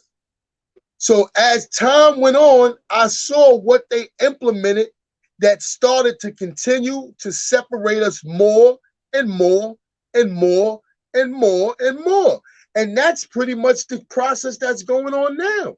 We are still continually being separated and separated and separated and integrated and integrated and migrated and killed off and targeted to the point to where it's going to be a real big imbalance in the people and the ancestors of the so-called slave people that were here and what we became are literally gone. Hey, yo, son, let me piggyback off you real quick, too, though. See, another thing is, you know how on a dollar bill is saying God we trust is really in money we trust. You feel me? Because money is God, you know? So, like, it's mad crazy because, like, money is determining relationships. So that's why almost anybody can get with our people. As long as they got that bread, you can see the Arab with them, Chinese with them, Caucasian with them. It's no standards at all. Yo, Stretch, I know, bro. Let me go for a little bit, bro. It's no standards at the end of the day. You know what I mean? There's no standards. You know what I'm saying? So it's like as long as you got money, you can do as you please, do as that will with them. You know what I'm saying? As long as you give them that bread, that chicken, you could go sex this one, sex that one. Get with their daughter, this, that, and the third, because it's like money is God and they do anything for that. You know what I mean? So like we need money to survive, because as well as it's a spiritual world, this is a physical world. And I'm saying that we need both because it's the duality, but we still gotta also know that it should never be to the point where we can't love our own because of that. You know what I mean? Because they feel and realize like all I try to do is just try to bring out all the sciences of a situation, because if a person is all for money, that person that knows that person is for that can manipulate an individual. You know what I mean? They can make it seem like they all for you. In all actuality, they just do you dirty, be with this one, that one, and all of that. At the end of the day, then they codependent on them. And then the minute they leave them, next thing you know, depending on their situation, if a chick move in with a dude that's like that, next thing you know, she get kicked to the curb. What's her next move? The shelter. You feel me? So like I'm a realist. You feel me? I gotta give you the whole inside scoop on the situation. You know what I mean? That's what I'm about. So like people can make their own decisions, because we're not decision makers of other people, but for us to be giving forth knowledge to the people, we got to give it forth to them in a profound way. You know what I mean? Right. You know, I have to really say, you know, where that syndrome with our forefathers being subjected to the Willie Lynch syndrome, the roles getting reversed, and the man, you know, pretty much, you know, is like in a submissive stage. Well, you know, that syndrome is literally still existing. That's a fact. And because of where they've worked the black man's position in America, look, and has slowly worked the black woman on the equal scale. Not that she's not equal to us, but when it comes to her being our counterpart, it's things that she was morally, valuably, and principally wise. She was raised in, and where she aided us in the times of our history in the 1900s, the 1910s, and the 20s and the 30s, you would see that difference in her place in our lives, where they changed that around and put her on a scale of where she don't no longer wants to respect you. Yo, She but no you know something? longer has to respect you. Yeah. So Hey, now, hey, hold on. With all that right, little bit being able to get put on that scale, along with the exploitation of the black woman's body, sex has taken it to a whole different level. And that has literally imbalanced the black man and woman, because literally it's no longer grounded into finding out about a relationship. Look, applying those values in a relationship, knowing how to literally stay grounded in dealing with a man and only having sex with him, knowing that it's not going to be me and you and everybody, because when you get in a relationship, it's supposed to only be one. That's a sacrifice. Women and men are not doing that. They are saying, well, I got a main shorty and then there's a side shorty. And right. all of those values and energy has gotten literally our men and women totally boom, bang, pow. So, in a variation, men want variation, women want variation. And guess what? When you decide to narrow down to literally get into a relationship, after going through so much of the variation, it's going to be hard for you to ground down to one. So you messing yourself up. That's why where morals and values and principles in regards to what grounded you to respecting your man, to respecting your woman, to know that a relationship takes work. You can't have or be in a relationship and then have a side and a side and a side, because it's only going to widen you to a degree of where you're going to lose focus on your main thing. You're not going to keep that spark. You're not going to want to continue to let 1 or 2 days build up, so that on that third day, you know, all right, that thing is nice and ready because it's 2 days. Oh, and y'all got that heat. It's no fluctuation in the relationship. It's you done smash shorty. Now you're trying to catch up with the next shorty the next day, and it's a girl that smashed him, and then she trying to catch up with her other boo. Where's all that energy? That energy is so whack. You coming across stuff that's not the fit. It's not looking. It just got beat. She coming across a dude that ain't getting it up because he just smashed and he just half energized and all that. It's going crazy. It's nothing grounding people into looking at that situation, that relationship part, literally serious, because it's all for one for all, and it's just a big pool now, and that's dangerous. No, that's a fact. That's a fact. Like you said, that's real dangerous. Son, because like I was just saying, is that like when we look at it, we got our women and you know, black men and black women beefing. Like you said, that's all Willie Lynch, man. You know what I'm saying? And then the energy is not even there, because basically, like at the end of the day, I always say that what that letter did to our people is basically it gave the success of that letter, and it made that letter, it proved that letter right. You know what I'm saying? And we didn't by showing unity. We just allowed it to keep building up till we at this point right now where black women and black men hate each other. You know what I'm saying? I see black men saying, "Oh, I hate black women." You know what I'm saying? Yep. Or I see black men saying, "Oh, I hate that nigga up there." You know what I'm saying? Yep. All that came from basically one letter that already showed that they could weaken black, keeping that stuck in our mental cycle, and that's 400 years ago, and we now in 2020 2021, and that's still stuck in our mental. It's crazy. I mean, the actions, the actions can follow behind it. You got where you have it dormant, but mind you, it's dormant and it's coming from our forefathers. You understand? But this is where us as conscious black men to come into the knowledge and to understand it is to pretty much see it for what it is and not for what it appears to be. So So that no longer, that Willie Lynch letter no longer has the effect. Because once you come into seeing it for what it is, then it can't appear anything different anymore. You understand? So yeah. So now yeah, beloved, yeah. Not like yeah though, like you said, like see, I like the fact that you spitting the real, right? Because that's what I was trying to get to earlier.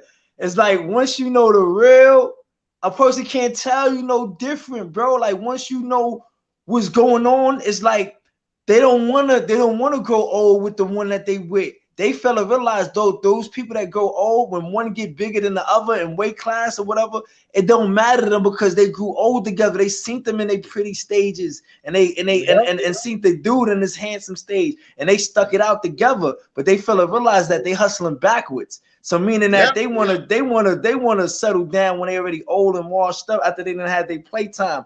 That's the average person. So when you catch on to a person and they be like, yo, I'm still young, even if they in their 30s and all of that, they letting you know that at the end of the day, I still want to play. I still want to go be this hoey ho, Merry Christmas Santa Claus ho. I still want to go be a Dottie Dotson Bill. You know what I'm saying? And for the dude, he still want to be a man whore. You feel me? At the end of the day, for the dude, he still want to be a man whore. So once we start realizing this, and you know that at the end of the day, that some of these shorties is on that, and then you stay single and all of that because you know you done dealt with this shit firsthand. You done dealt with stuff on a personal level. You got experience. Not that all is the same, but you seen people flip out for the most pettiest shit ever. So that's gonna make a motherfucker be a little leery, a little wary. Like, yo, hold up, son. I'm not about to just go into no shit like that because I seen how these people playing. You could be the good stepfather and get ran over on and whatnot because they still mad at the fact that they not with the baby father. You know what I mean? And they got more guile rather to come at the stepfather than the biological. You supposed to be going banging hard on him because he actually created the child with you. So what I'm saying is that we gotta realize, right? For the man with a bunch of kids and the lady wind up staying with him and still wind up choosing him, he gotta have compassion for the fact that she even chose you, even though he already got a lot on his plate. So now for the lady, right, when us dudes, good dudes come into their life and they got like 3 or 4 kids or whatever the case may be, and we trying to be the stepfather, she gotta know that that's a blessing. You know what I mean? And see it for what it is, see the truth, see the facts. Because at the end of the day, a person with no kids really supposed to be going for the person without kids themselves. So now you gotta have all that person's attention, all that person's time. And if y'all was to create a kid at the end of the day, that might go through your ups and downs, but you liable to wind up letting her run all over you because it'll be the first kid that you ever had from this individual. So when people get blessed, they got to realize that they're getting blessed. We're not saying that they're not human or whatever the case may be, or that single people don't have baggage. They always want to look for excuses. And sometimes we can't look for excuses. We got to bring forth the facts. That shit is a blessing for somebody to go and take up somebody else's own as if it's their own. Like, yo, man, I'm here. We could go to the park together. We could do this, that, and third together and all of that and whatnot. And I'm saying, and they might just be like, yo, look, yo, just don't allow your child to disrespect me because I can't disrespect your child, something minor. But they so wild that they curse you out for that. Oh, you a bitch ass nigga. How you gonna tell me not for my child to respect you? You ain't the baby father. And then they fail to realize they creating the same cycle and wonder why they single because you're not getting it together. You know what I'm saying? You know what I mean? It's bad enough that you're already going it alone. So you need some help. Else you wouldn't be complaining about going it alone. You know what I mean? A person could go it alone, but if they go it alone, they got to be able to be willing to tell themselves like, yo, look, I'm going it alone. I don't care if it ever works out, if I stay single for life, and be able to hold that. Don't say that you're willing to hold that and then complaining on Facebook or through social media, because that's not you being true to yourself. You know what I mean? But you could go and build now though, because I got some off my chest. I mean, you know what? I was gonna say this. I mean, you got to look at this. Look, women and men have made their beds, and I'm gonna have to say initially, I'm gonna take responsibility for men. You know, we lost touch. We initiate cheating. We initiate the bullshit. You know why I say that? Because, you know, through history, you'll see where, you know, the woman plays her part and she's in position for the man to pretty much, you know, I won't say cherish her, worship her, but to love her, right? All right, well, that was done. But this is what happened when we became Americanized and the sex began to pretty much get taken out of proportion, where we began to get enough of it to where we lost focus on how to treat the one. And we began to, you know, divvy into multiple. So now when it's going to be hard to try to focus on the one and keep that one happy when our eyes began to wander. So now that syndrome and that energy began to course through man. And now we over here in good old North America know the Kama Sutra. We done watch so many pornos. We know, well, guess what? They played on that. Yeah, because initially, man and woman is supposed to make up a household. So when they've created this imbalance for man to not know and not to deal with the morals and values and principles of what a relationship entails, to know how to stay focused, to know how to keep the spark, to know how to love your woman and she give you that same love back, it was over. Because now we got man wanting to sample everything on the planet. And once we look, and we can have the baddest thing home, I can account to it. I done had the baddest thing home. Spanish mommy want to give it to me like, yeah. But guess what? I started mastering that, knew the ins and outs, knew what turned her on and off. And while she laid in the bed, guess what? I went down the block, saw a shorty that I wanted to, and got at her. So that's my whole point, where it's not necessarily where you don't have what it takes to be, you know, responsible, respectable, loyal. It's just that what we've been subjected to has us thrown off our game, and what we haven't been practicing has us thrown out our minds. Because all of that good looking, all of that exposed flesh, the women think that wearing less is the best now. You could just look down the block and see a chick a whole out of print from what she's wearing. You don't even have to worry about what she got on. I mean, what she gonna look like when she get in the bed, because you already see the outprint in her clothes. And we look, I just finished having this one here. Oh, I'm going down the block for this one here. I'm going to, and guess what? It's evened out to where women are doing it too. And guess what men found out? They are better at it. Oh, and we hate it. But guess what? That's what we unfortunately became out of touch with. And we are not courting our women. Women are not literally, putting us through the week, the 2 weeks, the month, just to get to know them before we can do anything. They don't have respect for themselves to want to do that. They want to know what the man is working with. And if he talking all that good and he looking good, a little sip, a little smoke, a little eats. And guess what? We can spank. That's right. We go right to see what's next.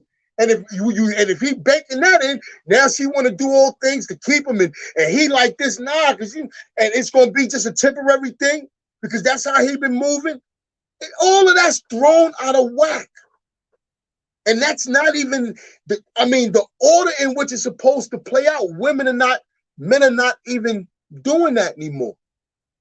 No, it's all gone. So what are you gonna get? You're going to just get a whole big playing field of men and women wanting to test each other, go here and there, don't care. And when the opportunity grants itself, guess what happens? They take full advantage of it. Oh, bro. Like, yo, you're not lying, bro, because it's like you might get caught up in a situation. Shorty might got a husband. She claims she divorced him. I mean, the sex might be all that. But a nigga ain't trying to be no side dude. You feel me? Sex be banging and all. I ain't gonna front. I came out of a situation like that. She was top notch. And I'm like, nah, I can't be no side nigga, B. I mean, and like sex was amazing. Shorty fire, look good, exotic, mixed. But I'm still like, nah, son, I can't do it. You feel me? Like, and I can't do because it's a dead end situation. You're not getting nowhere with that. You're gonna sex this, then, and third. After a while, you're gonna want to wife it up, but you can't because she tied to some next nigga. At the end of the day, you feel me? And I mean, then she codependent on him, so she can't move on even if she wanted to because they got joint bank accounts together, all sorts of shit. So now, when you know this situation is either you fall back, stay single, or you're gonna corrupt your soul and just be doing shorties all kind of ways. Like I mean, like how you was back in the days when you was about 18 and all that. You ain't trying to go back to that lifestyle. You know what I mean? No, so it's man. like, but it's certain shit that in this time, if you let this shit take you over, you will be like, yo, shit, I'm sexing hard. I ain't taking none of them serious. But at the end of the day, it's so crazy that you wouldn't want to say this, but it's like you be adapting to the times. Because like what you were saying earlier, this is what this shit is. Anybody can get it. Yo, she with this one and this one. You know what I mean? You sexing her, and it's just like an all-out sex fest. You know what I mean? This shit is crazy out here. It's ruthless, bro. It's ruthless. Well, you got the the older joint messing with the younger joint. You got the older head messing with the younger joint. But now it's so messed up. The energy that is like caught up is they got the 30s and the 40s chicks trying to literally stay in that 20 era and dress like that with the skirts, the hair, and that doesn't work well on the mentality because they want to try to get a younger dude and stay in the younger loop. Same thing with men. Men want an older man, want to stay swagged up, stay with a young shorty. But here's where the problem comes in. People go through the unfortunate problems with relationships, like with the age bracket, is because a man 40 shouldn't be dealing with a chick 30, 20 something. That is not the age bracket of compatibility. You would literally be a father figure, a sugar daddy, and more than likely, if you up in age and if you're in your 50s and 60s, your man ain't gonna be, you know what I mean? He wiggly. And if you trying to hold on to something young, you bound to run into complications because she's gonna be sliding off. Same thing with the burden of an older woman trying to hold down a younger man. He done been all up inside you, but it's only been but so much because you start complaining. Ouch, this and all right now. Now, if he want to get it on a regular, she ain't trying to have you run on and jumping on her. This is a woman we talking about. She ain't gonna be going through all that jumping and bumping. She gonna tell you gotta chill. And if you gonna have those opportunities affect you, you gonna start sliding to the left. Problems start coming. So why wouldn't you get somebody your age that's compatible, where both of y'all may not want to have sex all the time? Y'all want to rest. Y'all both at that level where y'all understand that. But they trying to put, those energies where one might be higher, one might be lower. Guess what? They don't meet. And next thing you know, you got confused. Facts. That's crazy. Facts. Son, it's deadly out here, B. I ain't gonna. It's deadly out here, God. Hey, yo. I gotta say salute, man. I'm about to head out. Someone's kicking it though, because I got a little breezy. Here. I got a little breezy coming to the crib, so I'm about to head out. Well, yo, it's deadly out here though. Son ain't lying. It's deadly. Yo, I want to say salute to Hassan. Yes, salute to Stretch. Salute to everybody that pulled through.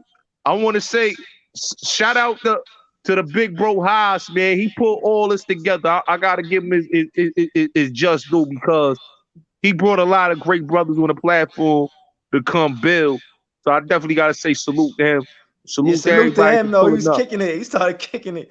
You know Yo, what I'm saying? he know though. See, when you know, you know. Like Yeah. people don't think it's a game. When you know how deadly it is, like people Yeah. say what they want to say. This shit is deadly, B. Nah, This we shit is definitely deadly.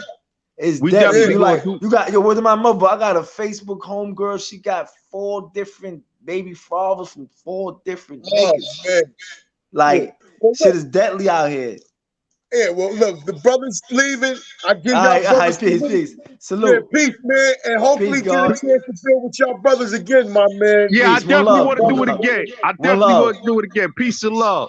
Peace and love. Okay.